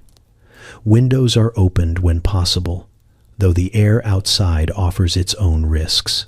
Advice circulates freely. Remedies pass down with confidence that may or may not be earned. Boiled water, warm cloths. Rest, if rest can be arranged. Doctors exist, technically. They are discussed in the same tone as miracles. Expensive, distant, uncertain. Most illnesses are treated at home with whatever knowledge is available. People know which symptoms to fear and which to endure. They learn this not from books but from experience, from watching who recovers and who does not. Children are particularly vulnerable, which everyone knows and no one can fully address. They burn hot with fever, small bodies struggling against something too large to understand. Adults sit with them through the night, counting breaths, wiping foreheads, bargaining silently with anything that might be listening. Morning comes regardless of outcome. When illness takes someone away, it does not pause to explain itself. One day, a voice is missing from the room. One place at the table stays empty. People speak of it briefly, then less and less, not out of cruelty but necessity. Life does not allow long interruptions. Grief fits itself into the schedule where it can. There is a strange intimacy in living this close to disease.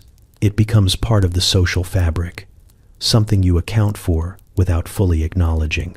You know which houses are struggling, by the way. Doors stay closed longer than usual. You recognize recovery by the sound of movement returning, tentative at first, then stronger. Humor survives here too, though it is thin.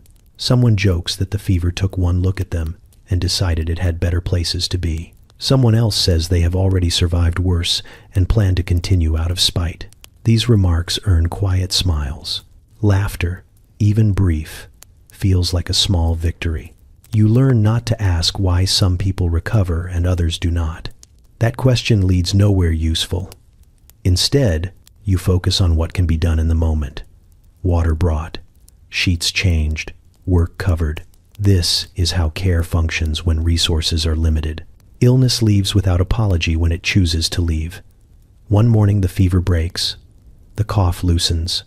Strength returns slowly, unevenly. The person sits up, then stands, then re-enters the rhythm of the city like they were only briefly absent. No ceremony marks the transition.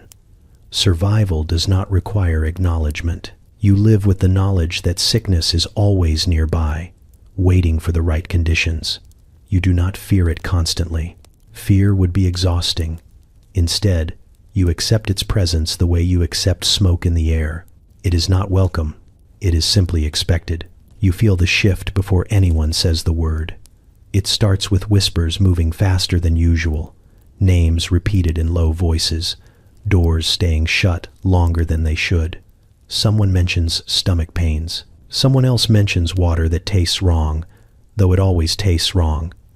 By the time the term reaches you, it feels less like news and more like confirmation. Cholera season has arrived. The city tightens around it instinctively. People stop lingering at pumps, filling containers quickly and leaving without conversation. Buckets are carried more carefully, as if respect might make a difference.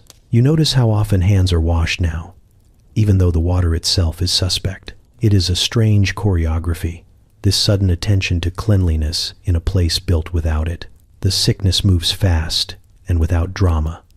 No coughing build-up, no long warning. It arrives with violence. Bodies empty themselves, until there is nothing left to give. Strength vanishes in hours. Skin changes color in ways you do not like to think about. Those who have seen it before do not need descriptions. Those who have not learn quickly. Doctors appear, some confident, some furious. They argue in doorways and over beds, debating causes like it matters to the outcome. One insists it is the air, poisoned by filth and rot. Another says it comes from within, from weakness, from moral failure, from bad habits that have finally caught up. Someone mentions the water and is waved off impatiently. Everyone drinks water. It cannot be the problem. That would be inconvenient. Families pray because prayer is something you can do without permission. Words are whispered over beds, bargains offered quietly to whatever might be listening. Candles burn low in rooms already short on air. Mothers sit through the night counting breaths. Fathers pace, helpless and angry. Children watch everything and ask fewer questions than usual. The water remains unchanged. It flows through the streets in open channels. It fills buckets at the same pumps. It smells the same, looks the same, carries the same invisible threats. You cannot see the danger, which makes it worse. If it were visible, you could step around it. Instead, it lives in the most basic act of survival. Drink, and you risk sickness. Do not drink, and you risk something slower, but just as final. People try alternatives. Boiling water when fuel allows, mixing it with spirits, convincing themselves that burn means safety, walking farther to different pumps as if distance alone might help. Advice spreads faster than the illness, most of it contradictory. Do this. Do not do that. Trust this source. Avoid that one. The certainty with which each suggestion is delivered does not match the evidence behind it. There is panic, but it is contained, compressed into tight movements and sharp decisions.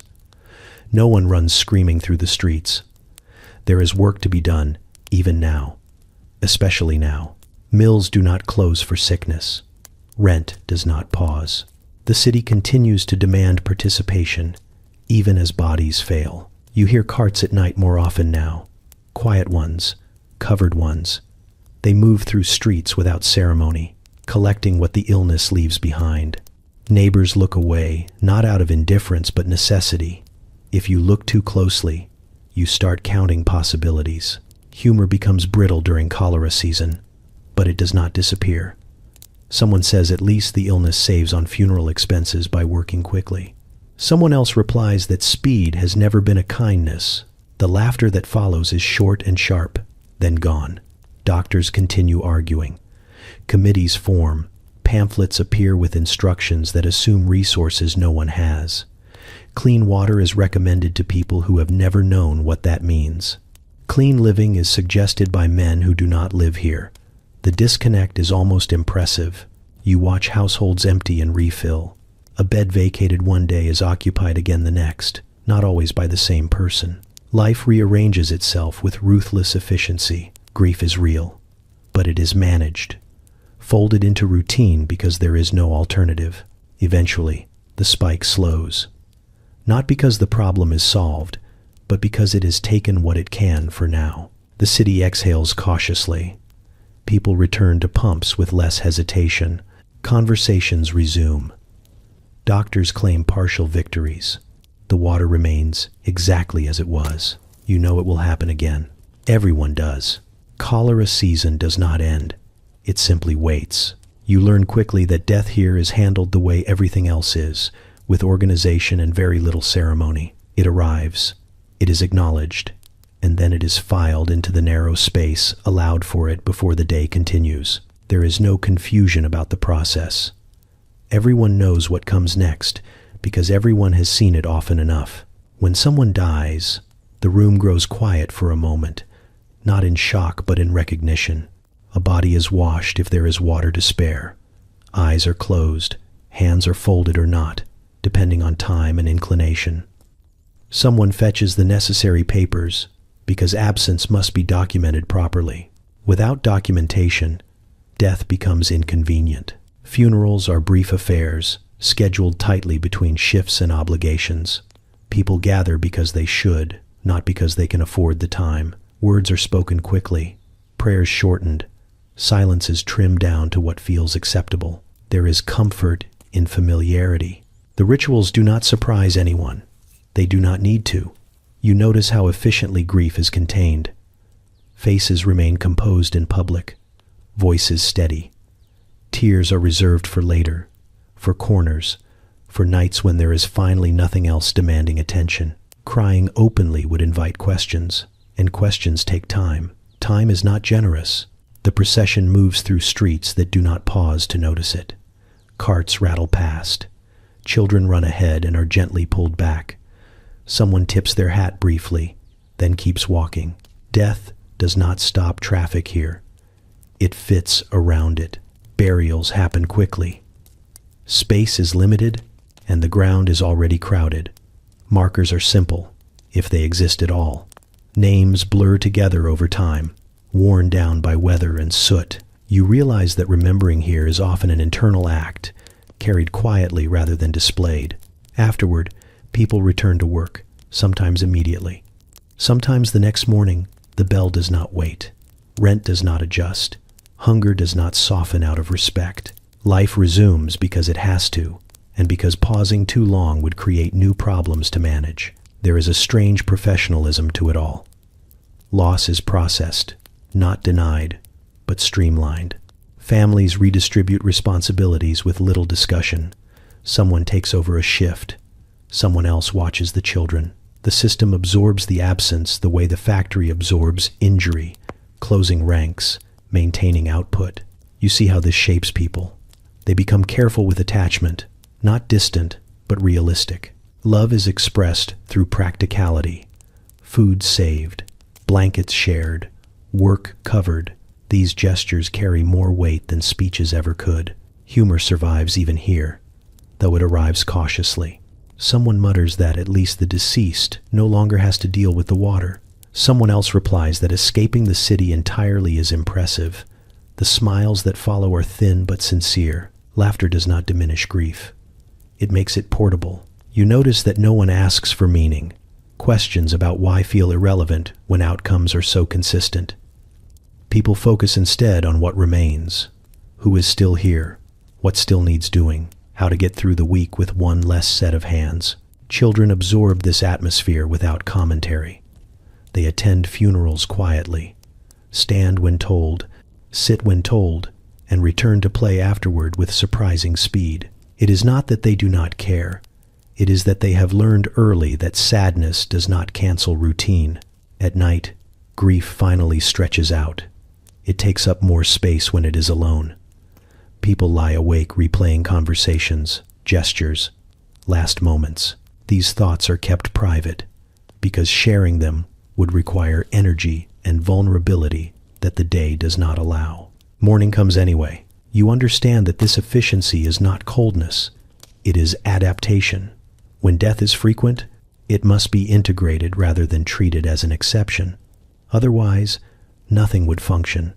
The city would stall under the weight of its own losses. Still, there are moments when the system falters. A chair left empty too long. A voice you expect to hear that never does. These small disruptions carry more emotional force than the formal rituals ever could. They arrive unexpectedly and linger without permission. You attend another brief funeral, then another. You return to work afterward with everyone else, hands moving automatically, mind elsewhere for a while. The city hums on around you, efficient and unyielding. Death has been processed. Life resumes. You begin to notice the signs before you meet the people. A hand-painted notice nailed to a post, a doorway propped open longer than usual, a soup pot steaming somewhere it normally would not. Charity announces itself quietly here, careful not to promise too much. You encounter the reformers in clusters, earnest faces framed by cleaner coats, voices pitched carefully between compassion and instruction. They speak about improvement, about uplift, about saving souls and bodies in the same sentence, as if the two are easily separated. Their intentions feel genuine. Their confidence feels practiced. They have come with plans, pamphlets, and rules. Missions offer bread, sometimes soup, sometimes a bed for the night if the right questions are answered correctly. You line up with others, shoulders tight, eyes forward, learning quickly what is expected. Gratitude must be visible but not excessive. Humility must be convincing. Stories must be brief. Too much detail sounds like complaint. Too little sounds suspicious. Aid exists, undeniably. You feel it in the warmth of the food, the relief of sitting indoors without paying for the privilege. For a moment, the arithmetic loosens its grip. Hunger steps back just far enough to be negotiable. You do not pretend this is nothing. It matters. It just does not last. There are conditions, some spoken, some not. Attendance at a sermon. Agreement with a moral framework that explains your circumstances in ways that are not always flattering. Promises to change habits without any clear explanation of how change is supposed to happen when the environment remains exactly the same. The help comes wrapped in expectation, neat and unavoidable. You listen politely. Everyone does. Arguing would be pointless, and besides, arguing costs access. You nod at the right moments. You bow your head when asked. You accept the bread with both hands. You do not mention that prayer does not fix damp walls or clean water. You do not mention the mill. The reformers move through neighborhoods like visitors with maps that do not quite match the terrain. They point out problems everyone already knows intimately. They suggest solutions that assume resources no one here possesses. Still, they return week after week, because leaving would feel like failure, and staying feels like purpose. You see how people learn to navigate this system with the same skill they apply everywhere else. Someone becomes very good at saying the right things. Someone else avoids the missions entirely, unwilling to trade dignity for dinner. Someone attends regularly, not for the food, but for the warmth and the sense of being briefly seen. There is humor in this too, dry and sharp. Someone jokes that the soup tastes holier every week. Someone else says they prefer the sermons short and the bread thick. These comments circulate quietly, never loud enough to reach the front of the room. Gratitude is public. Commentary is private. The limits of charity reveal themselves quickly. Supplies run out. Beds fill. Donations fluctuate. The need does not.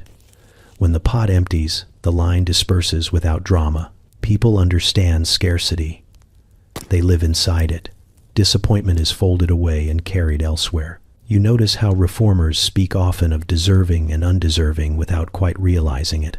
The categories shift subtly depending on behavior, posture, tone. Help becomes a test rather than a given. Those who pass receive a little more time, a little more patience. Those who fail are advised to try again tomorrow, preferably improved. Despite everything, some good comes of it. A child eats who might not have. A fever is noticed early. A family gets through a week that would otherwise have broken them. These moments are real and meaningful. They are just not transformative. You watch the reformers leave at the end of the day, their work done for now. They walk back toward cleaner streets, already planning their next visit, their next appeal for funds. You remain where you are, carrying the benefits and the boundaries with you. Charity here feels like a patch, applied carefully to a structure that continues to crack underneath. It slows collapse. It does not stop it. No one involved seems surprised by this. As you walk away with a full stomach and a head full of instructions, you understand that help can be sincere and insufficient at the same time. And here, it usually is. You begin to notice that much of the city is held together quietly, without announcement, by women whose work does not clock out. They move through rooms and streets with practiced efficiency, carrying responsibilities that stretch far beyond what anyone would reasonably expect from a single body. Mothers, daughters, widows, sisters, all performing a kind of continuous labor that has no bell to signal its end. You see it first in the mornings. A woman rises before everyone else, coaxing warmth from a stubborn fire, dividing food into portions that must satisfy both hunger and arithmetic. She measures without tools, eyeballing amounts with the confidence of long experience. Too much here means too little later. Too little now means complaints she does not have time to hear. She chooses the version of discomfort that keeps the day moving. Children orbit her constantly. Shirts are mended while lessons are recited. Hair is brushed while instructions are given. A cough is assessed, a bruise dismissed, a fever noted and stored away mentally for later worry. She does not pause to admire this efficiency. There is no audience for it. It simply happens. When work calls others away, she stays behind and works differently. Floors are scrubbed, water is hauled, laundry is washed in cold conditions that punish the hands. Every task feeds into another. Clean clothes reduce illness. Clean floors reduce pests. Fewer pests mean fewer problems that require attention she cannot spare. This is strategy disguised as routine. Widows carry a particular weight, one that shifts conversations the moment they enter a room. Some receive quiet help, food appearing without explanation, chores taken over wordlessly. Others are left to manage alone, depending on reputation, luck, and the strength of their remaining network. You see how quickly a woman can become invisible once her status changes, how survival suddenly depends on both resilience and being remembered. Daughters grow into this work early. They learn by watching, absorbing patterns without formal instruction. A girl who can manage a household before she is fully grown is praised quietly, sometimes pitied, sometimes admired. She moves with seriousness beyond her years, already fluent in sacrifice. Childhood shortens around her without ceremony. Their labor never ends because it cannot. There is always something to be done, something to prevent, something to anticipate. Even rest is active, taken lightly, one ear open, body ready to respond. Sleep comes in fragments, easily interrupted. Exhaustion is familiar but not negotiable. You notice how rarely this work is counted. Wages are discussed loudly. Output is measured. Productivity is tracked. But the work that keeps bodies fed, clothed, and functional slips through every ledger. It is assumed, not acknowledged. When it fails, everyone notices. When it succeeds, no one comments. There is humor here too, sharp and sustaining. Women joke about being paid in gratitude and receiving neither.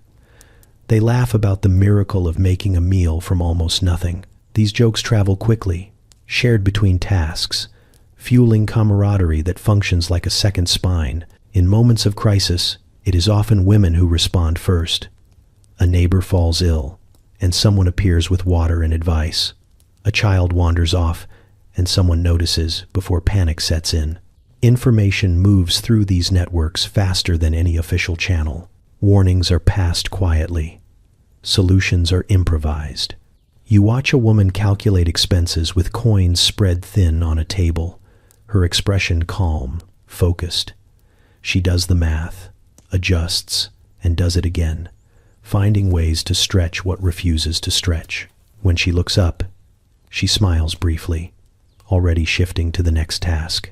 There is no time to dwell on the impossibility of it all. Their strength is not loud. It does not announce itself. It is visible only if you are paying attention, if you notice who fills gaps and smooths disruptions and keeps going long after anyone would expect them to stop. Without these women, the city would unravel quickly. The mills might still run, the streets might still fill, but the connective tissue would fail. Hunger would sharpen, illness would spread faster, children would slip through cracks too wide to ignore. They do not ask for recognition. They ask for enough, and they rarely get it. You stand in a wash space that feels like a continuation of the factory rather than a break from it. Steam hangs low and constant, blurring faces and softening edges, turning the room into something half real and half imagined. The air is thick with heat and soap and damp fabric, a smell that suggests effort rather than cleanliness. Work follows work here, seamlessly, without apology. Water sloshes in large tubs, gray almost immediately no matter how clear it starts. Arms plunge in and out rhythmically, scrubbing, wringing, lifting, repeating. The sound is relentless. Cloth slapped against stone. Water poured and repoured. Voices calling out warnings about boiling pots and slippery floors. There is no quiet satisfaction here, only momentum. You watch people arrive already tired, shoulders tight from hours of labor elsewhere, faces set in expressions of resigned determination. No one lingers at the doorway wondering whether to begin. The choice was made long before they arrived. Clean clothes are not optional. They are defensive, against illness, against judgment, against the slow accumulation of neglect that marks you visibly in this city. The steam settles into your hair and clothes almost immediately, erasing any sense of dryness you brought with you. Hands redden quickly, skin softening under constant exposure to heat and soap. Knuckles crack, nails split. Someone laughs bitterly that at least the dirt comes off easier when the skin goes with it. The joke lands because everyone knows it is not entirely a joke. Children hover at the edges, assigned smaller tasks, rinsing, carrying, watching bundles while someone steps away briefly. They learn early that cleanliness is earned, not given, that it costs time, strength, and a tolerance for discomfort. A child complains once and is handed a heavier load, not out of cruelty, but instruction. Clean clothes feel like a moral achievement here, not because anyone believes dirtiness is a failure of character, but because cleanliness requires such sustained effort. When something costs this much, it takes on meaning. A freshly washed shirt is proof that someone had the energy to fight entropy for a few hours and win, temporarily.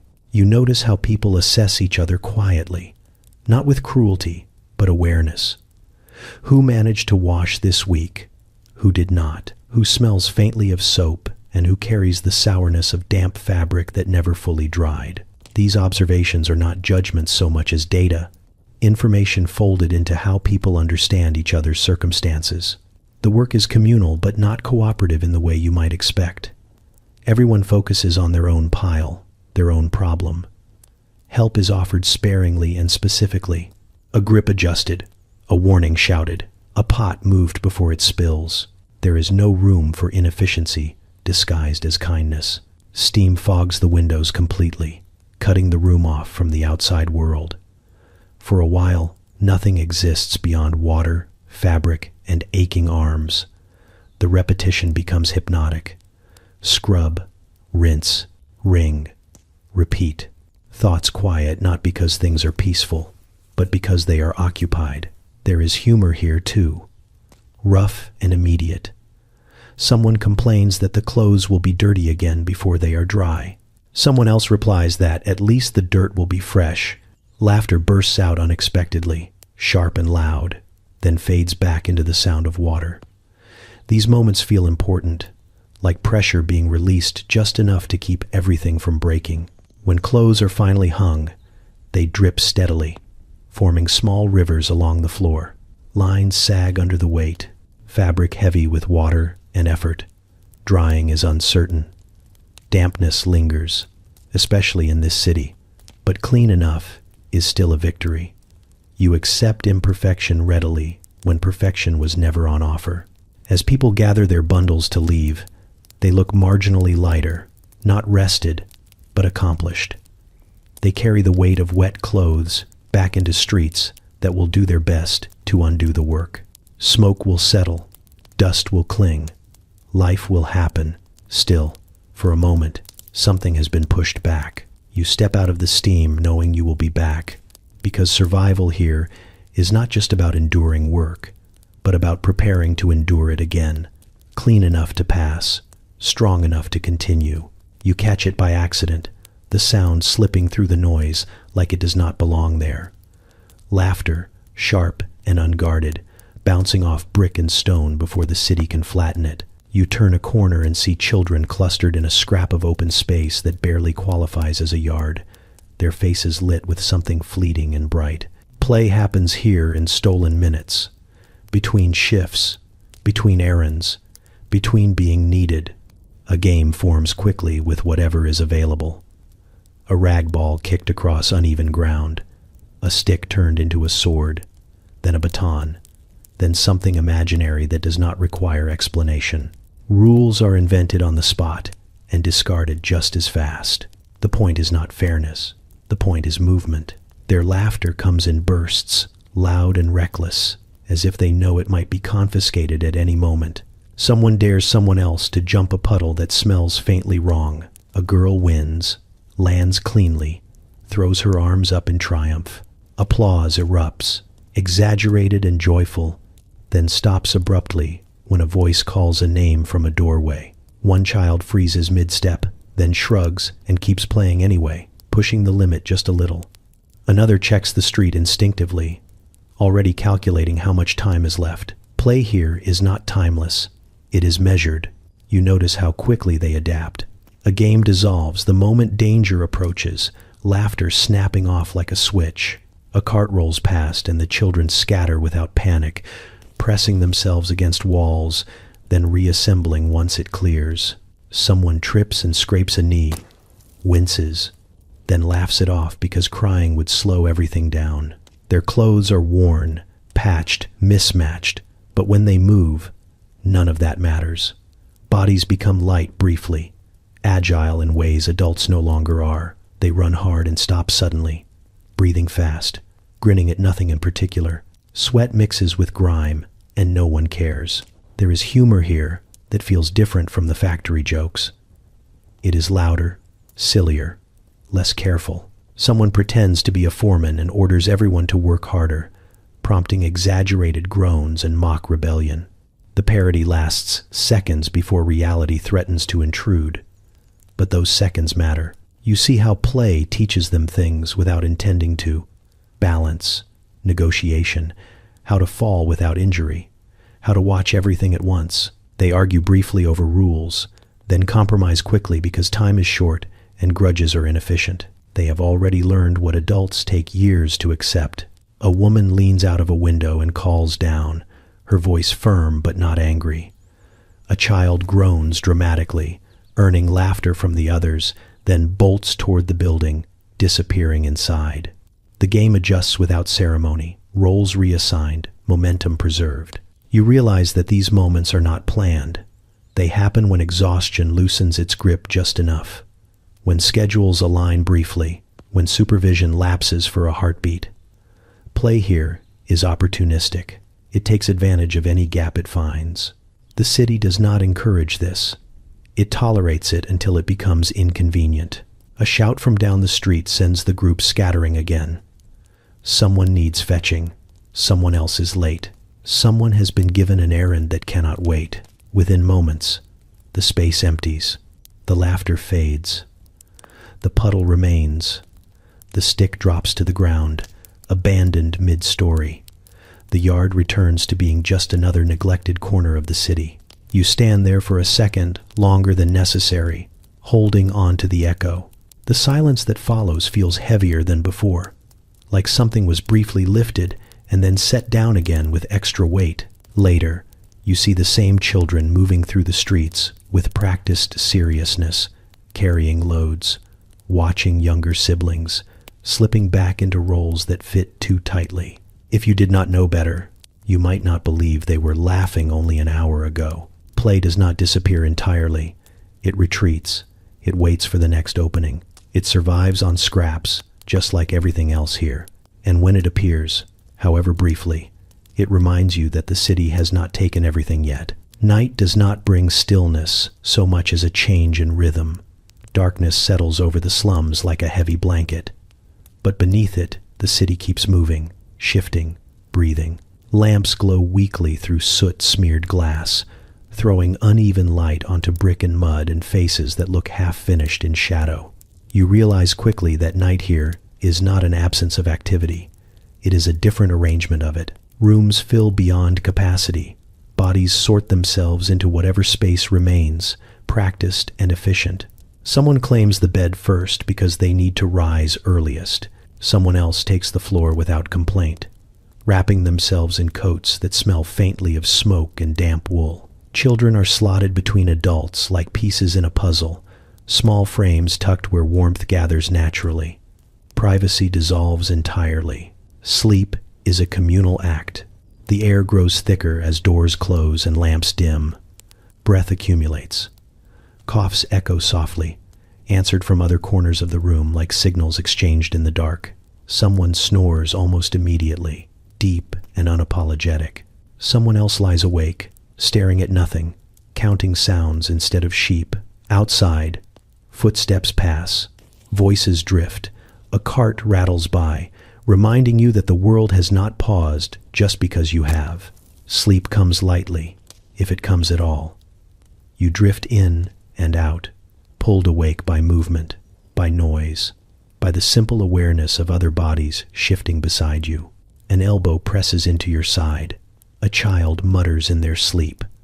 Someone turns over with a sigh that sounds like a full conversation. You adjust without thinking, making room, yielding space, protecting what little comfort you have found. Night smells different. Less smoke, more dampness.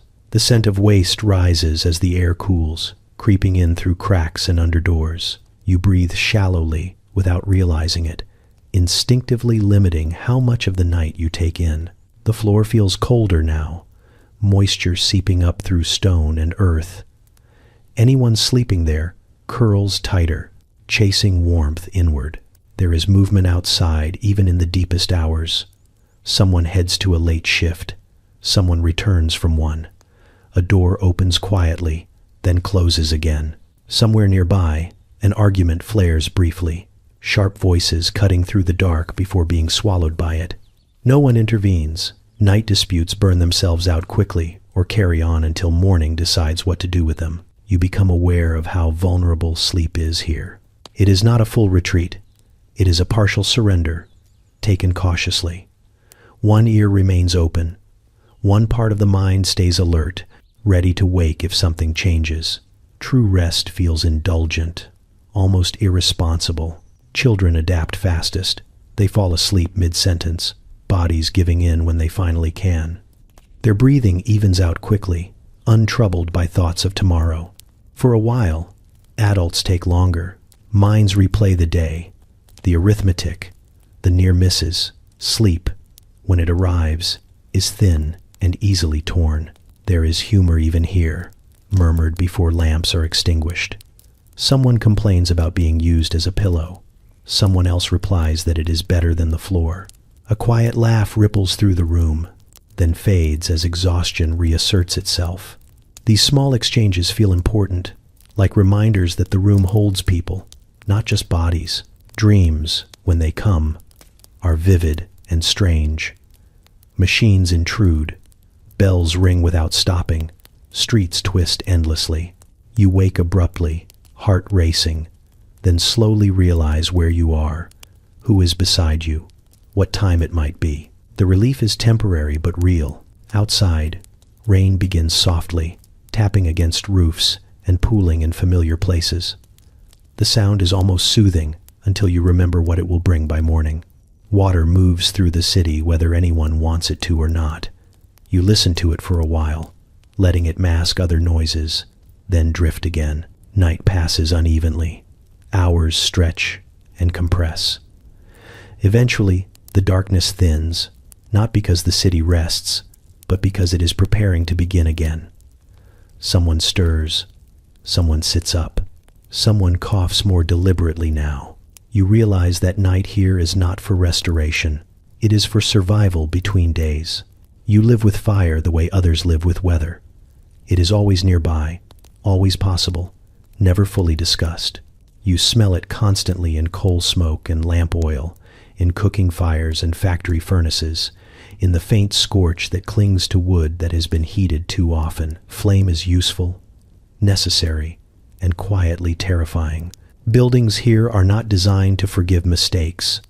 Timber frames dry out and age until they feel eager to burn. Floors are thin, walls are shared.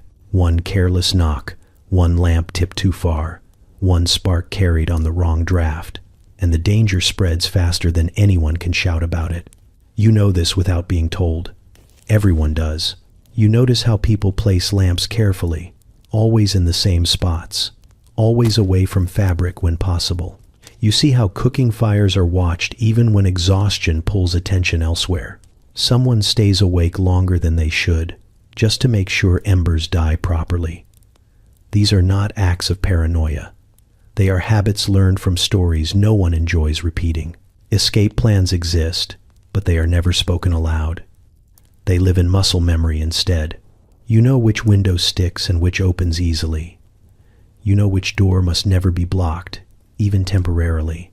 You know where children are likely to sleep and who will grab whom if shouting begins. This knowledge settles into you quietly, as practical as knowing where the water bucket is kept. Buckets matter. They sit in corners, half full, heavy, and inconvenient. They are tripped over, cursed at, refilled reluctantly. No one suggests removing them.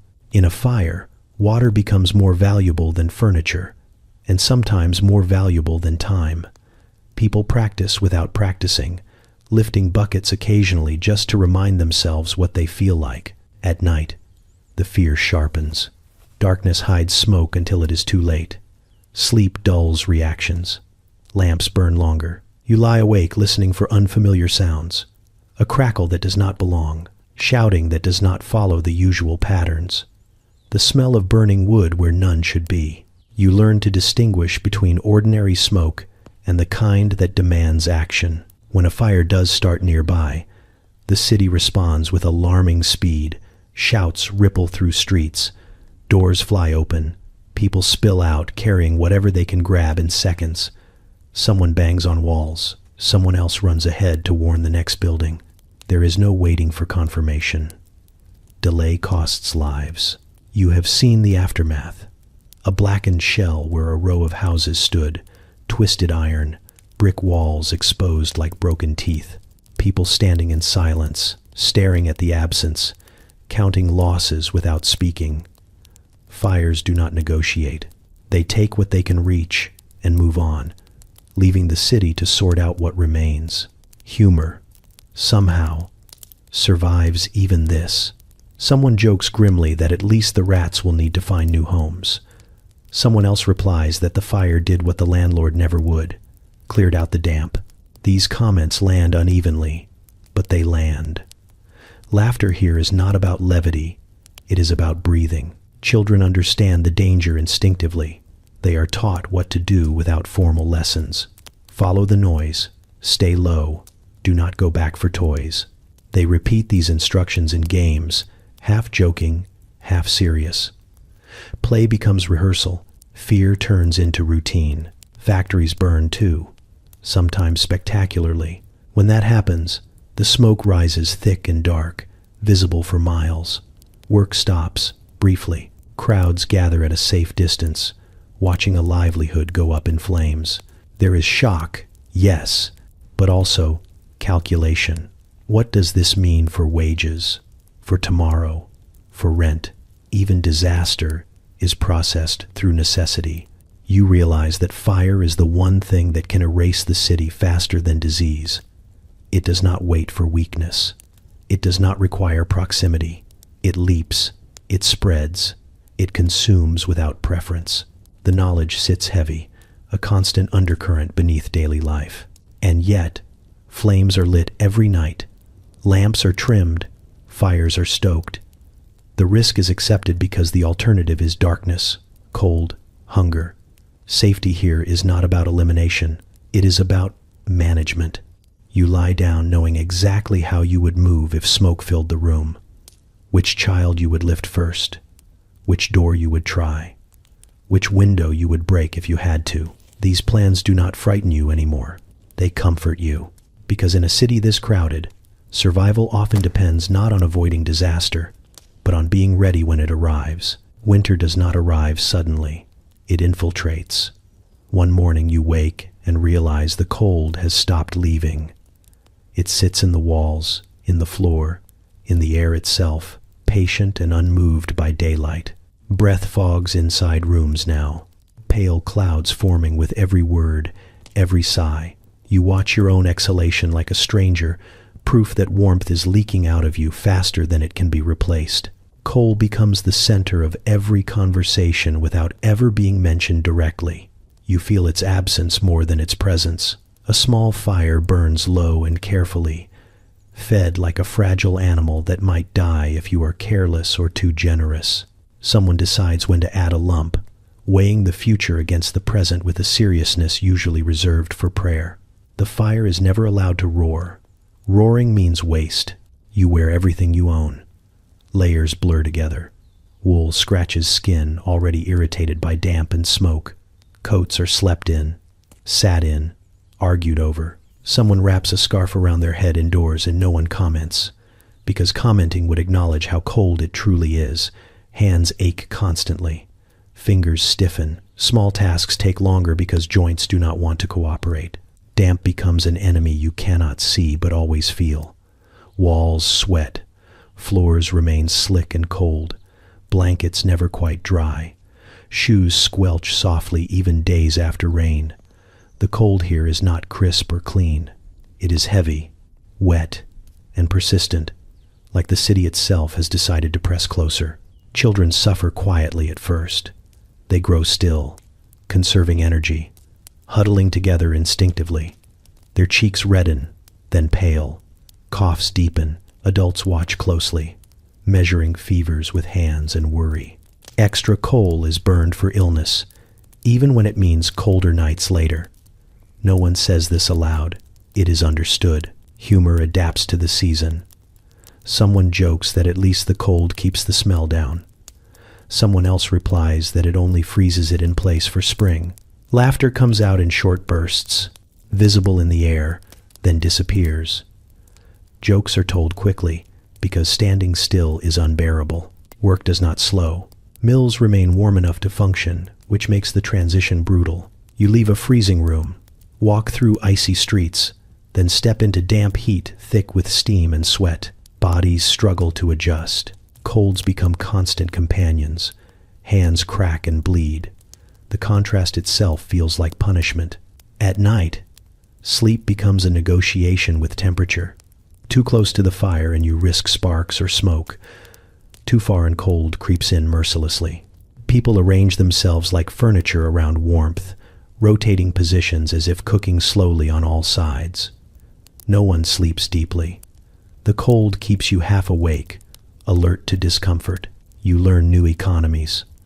Candles are extinguished earlier to save fuel. Cooking shifts toward whatever requires the least heat. Water is heated sparingly, just enough to be tolerable. Washing becomes strategic. Cleanliness is postponed, not abandoned, but postponed with careful reasoning. Outside, the city looks harder. Smoke hangs lower. Streets glisten with frozen filth. Horses move carefully, breath steaming, hooves slipping. Accidents increase. Falls are common. Broken bones are treated with resignation.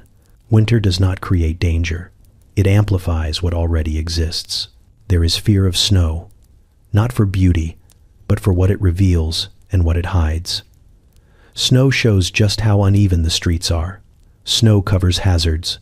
Snow melts into everything and makes dampness worse. When it does fall, children react first with delight, then are pulled back indoors, joy curtailed by practicality. Coal deliveries become events. Carts arrive and eyes track them openly. Neighbors watch neighbors, counting loads without meaning to. Resentment flares briefly, then fades. Everyone understands that survival is uneven but not personal. Winter teaches this lesson repeatedly. You realize that cold changes time.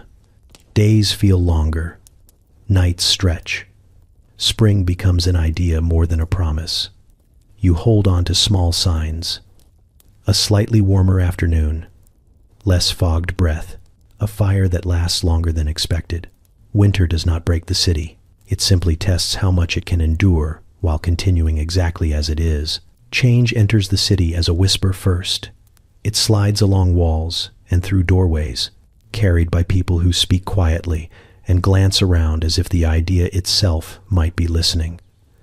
You hear it at the mill, half drowned by machinery. You hear it in the wash house, passed between women like a secret recipe. You hear it in the gin palace, where even hope needs a drink before it dares to speak. They say men from London are talking.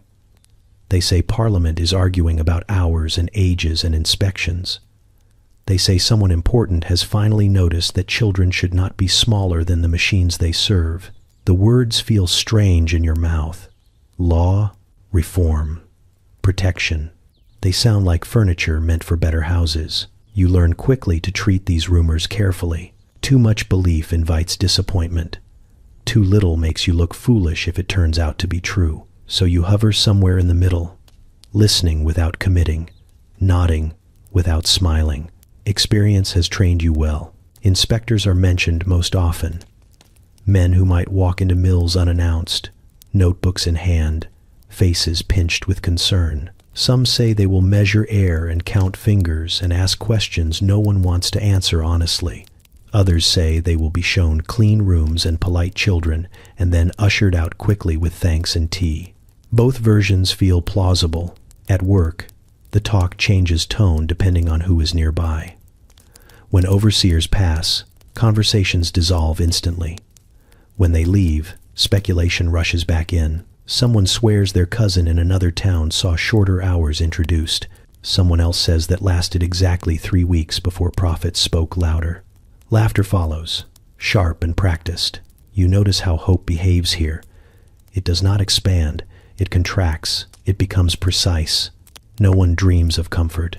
They dream of less pain, fewer hours, a child coming home with all their fingers, air that does not burn. These are not grand visions. They are modest adjustments to misery. Reformers appear occasionally, recognizable by their clean boots and concerned expressions. They tour streets with notebooks, stepping carefully around puddles as if disease might leap up uninvited. They ask questions that feel both sincere and naive. How many live here?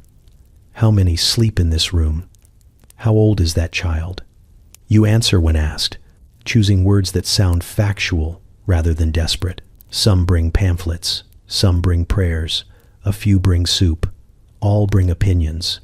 They debate causes and cures while you think about coal and rent and tomorrow. Their interest feels genuine, but also temporary. You have learned that attention does not always translate into change. There is humor in watching it all. Someone mutters that if reform arrives, it will trip over the same brick everyone else does. Someone else suggests inspectors should try sleeping here before recommending improvements. Laughter moves through the group, low and quick, easing tension without resolving it. Children listen closely, even when pretending not to. They repeat phrases they do not fully understand. Factory Act, schooling, age limits. These words sound like spells. You catch them playing games where someone pretends to be an inspector and declares everyone free for the day. The game never lasts long. Skepticism runs deep. You have seen laws written far away that bend before they reach these streets. You have watched promises evaporate between announcement and enforcement. Still, something about this feels different. Maybe because the talk persists. It does not vanish after a week. It lingers. You hear that newspapers are involved now. Articles with grim descriptions and bold headlines. Drawings of narrow rooms and thin children. The idea that strangers might be reading about your life over breakfast feels absurd and oddly satisfying. Let them choke on it a little. At home, discussions continue by candlelight. Older neighbors remember earlier attempts. Younger ones argue that this time has to be real. Voices rise, then soften. No one wants to be the first to believe fully. No one wants to be the last either. You realize that reform, even rumored, changes behavior. People straighten slightly when speaking. They complain more openly. They imagine futures just enough to make the present feel negotiable. The city does not change yet, but the way people talk about it does. Hope arrives cautiously, wearing plain clothes. It does not promise anything. It simply refuses to leave immediately, and that alone feels like a small revolution. You pause just long enough to notice the imbalance. From inside the city, life feels immediate and exhausting, a daily negotiation with hunger, noise, and time. But when you step back, even slightly, a different picture sharpens. Everything here is moving outward. Cloth, thread, finished goods, profits, reputation. The city feeds something vast and distant, and it does so relentlessly. Cotton arrives from far away, already soaked in suffering you never see. It leaves transformed, spun, and woven by aching hands into wealth that rarely circles back. You watch carts roll toward canals and rail depots, stacked high with the results of endless shifts. Each bale represents hours, shaved off lives, lungs filled with dust, fingers worn raw. The carts do not pause to acknowledge this. They move efficiently, proudly. Manchester is spoken of elsewhere with admiration, a marvel, a triumph of industry. People write about it in newspapers and speeches, praising progress and innovation. You imagine these words being read aloud in clean rooms by people who have never smelled the streets after rain. They speak of growth. You think of crowding. Factories rise like monuments, their chimneys visible from miles away. They signal productivity, power, modernity. They also signal where the smoke will settle, where the ash will fall, where the air will be hardest to breathe. The empire loves these buildings. It counts them. It points to them. It rarely enters the rooms beneath them. You begin to see the pattern everywhere. Food arrives cheaply because wages are low. Cloth sells well because labor is plentiful and desperate. Schedules stretch because bodies are replaceable. The city absorbs the damage, so the system does not have to. This is not a conspiracy. It is a habit. Ships carry Manchester's output across oceans. Somewhere, someone wears a shirt made from these streets and calls it affordable. Somewhere else, an investor smiles at a ledger. The distance between those places and this one feels immeasurable, even though it is bridged by the same thread. You notice how little stays. Money passes through quickly. It touches hands briefly, then moves on. Improvements are discussed, delayed, adjusted. Meanwhile, the machinery hums steadily, indifferent to debates. The empire does not need comfort here. It needs consistency. There is a strange pride mixed into it all. People know their work matters, even if their well-being does not. They understand that the world runs on what they produce. This knowledge offers a thin, stubborn sense of worth. Without Manchester, things would stop. That thought carries weight. Even when pockets are empty, humor survives here too, sharp and knowing. Someone jokes that they are personally responsible for keeping half of Britain clothed. Someone else replies that they should be paid accordingly. Laughter ripples, then fades as reality reasserts itself. Jokes do not raise wages. You see children who will never see the places their labor supports. They know the names of machines better than the names of cities their work supplies. Their world is measured in shifts and streets, not markets and maps. The empire is an abstraction. The mill is not. Reformers sometimes speak of balance, of sharing prosperity more fairly. You wonder what that would look like in practice. Clean air does not travel well. Rest cannot be exported. The benefits of industry are portable. The costs are not. Standing back, you understand that the city is doing exactly what it was built to do. It concentrates effort. It converts lives into output. It sustains a system that praises efficiency above all else. The suffering is not a flaw. It is a byproduct, accepted and managed. And yet, the city continues to breathe, to adapt, to endure. People marry, argue, joke, raise children, and plan futures within this machinery. Life insists on itself, even when used as fuel. Manchester feeds an empire every day. The empire rarely looks back. You stop expecting acknowledgement somewhere along the way, not because you consciously decide to, but because the city trains it out of you. There are no medals for making it through another winter. No applause for keeping children fed on arithmetic that barely works. No ceremony for showing up again after yesterday took everything you had. Survival here is not heroic. It is procedural. You wake, you move, you work. Not because it is noble, but because stopping would unravel too many things at once. Rent does not pause for reflection. Hunger does not respect fatigue. Children still need shoes even when hope feels thin. Life continues forward with the blunt insistence of a machine that has no off switch. You notice how rarely anyone asks how you are doing. The question exists, but it is ornamental, used briefly and answered automatically. Fine, managing, same as always. Real answers would take too long and accomplish too little. Everyone already knows the shape of them anyway. Endurance becomes invisible through repetition. The first time you survive something difficult, it feels like an event. The 10th time, it feels like Tuesday. People around you carry stories that would stop conversations cold elsewhere. But here they are, delivered casually, between tasks, lost fingers, lost children, lost chances. These facts settle into the air like dust and are breathed without comment. There is humor in this, dark and efficient. Someone says they should start charging admission just to watch them keep going. Someone else replies that no one would pay to see what they already expect. Laughter flickers, practical and brief, then work resumes. Even jokes have places to be. You realize that endurance here is communal but lonely. Everyone is surviving together, but each person carries their portion alone. There is no shared victory, only shared continuation. The city does not gather to celebrate another year of making it through. It simply resets and demands another. Faith, when it exists, is quiet and functional. Prayers are short. Gratitude is selective. People ask not for ease, but for enough strength, enough coal, enough time. Grand miracles would be suspicious. Small mercies are trusted. You see how children learn this early. They do not expect praise for responsibility. They absorb it as baseline behavior. Helping is not framed as kindness. It is framed as necessity.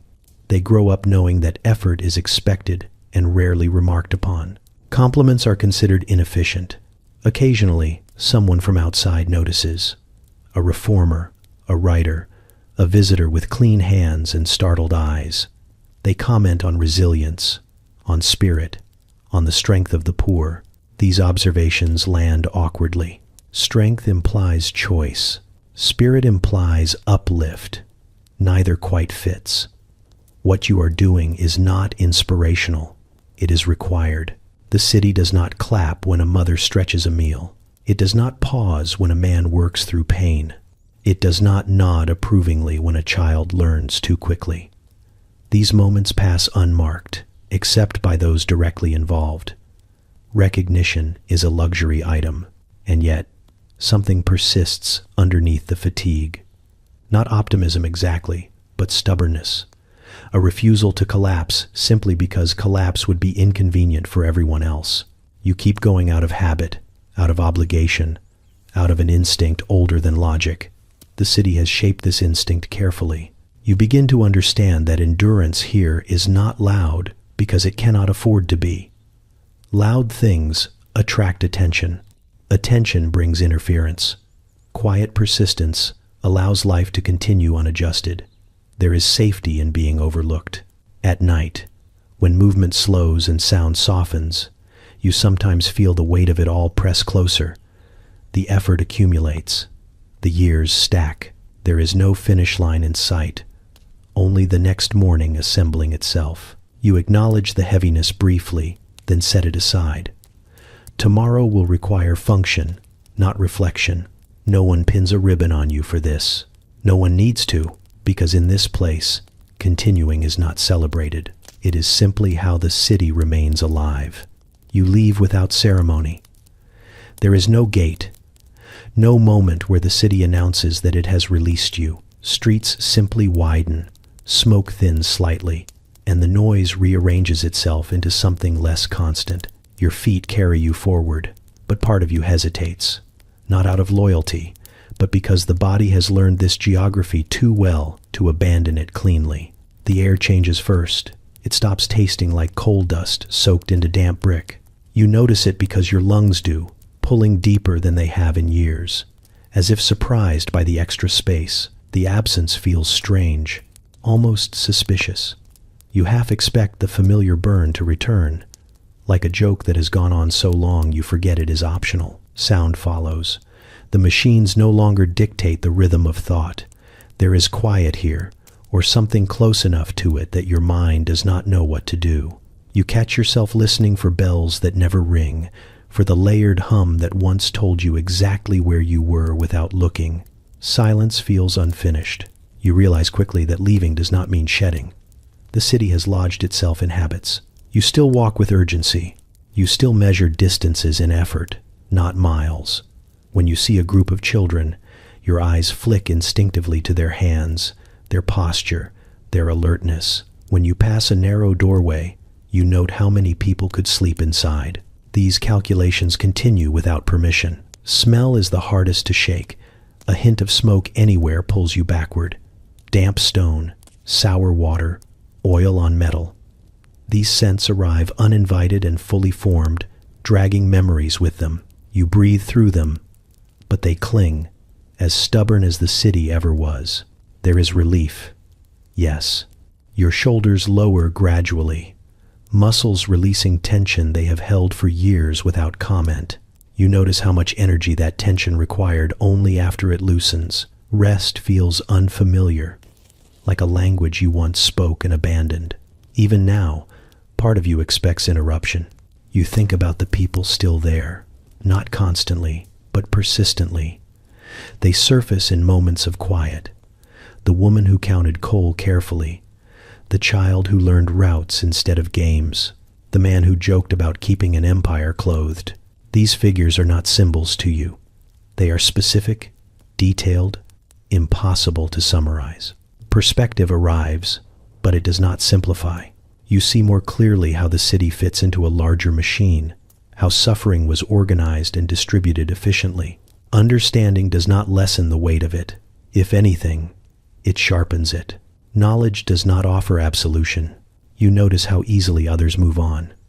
Conversations drift elsewhere. Interest fades. The city becomes an idea again, something discussed rather than lived. This does not anger you. It confirms what you already know. Distance is comfortable. Proximity is demanding.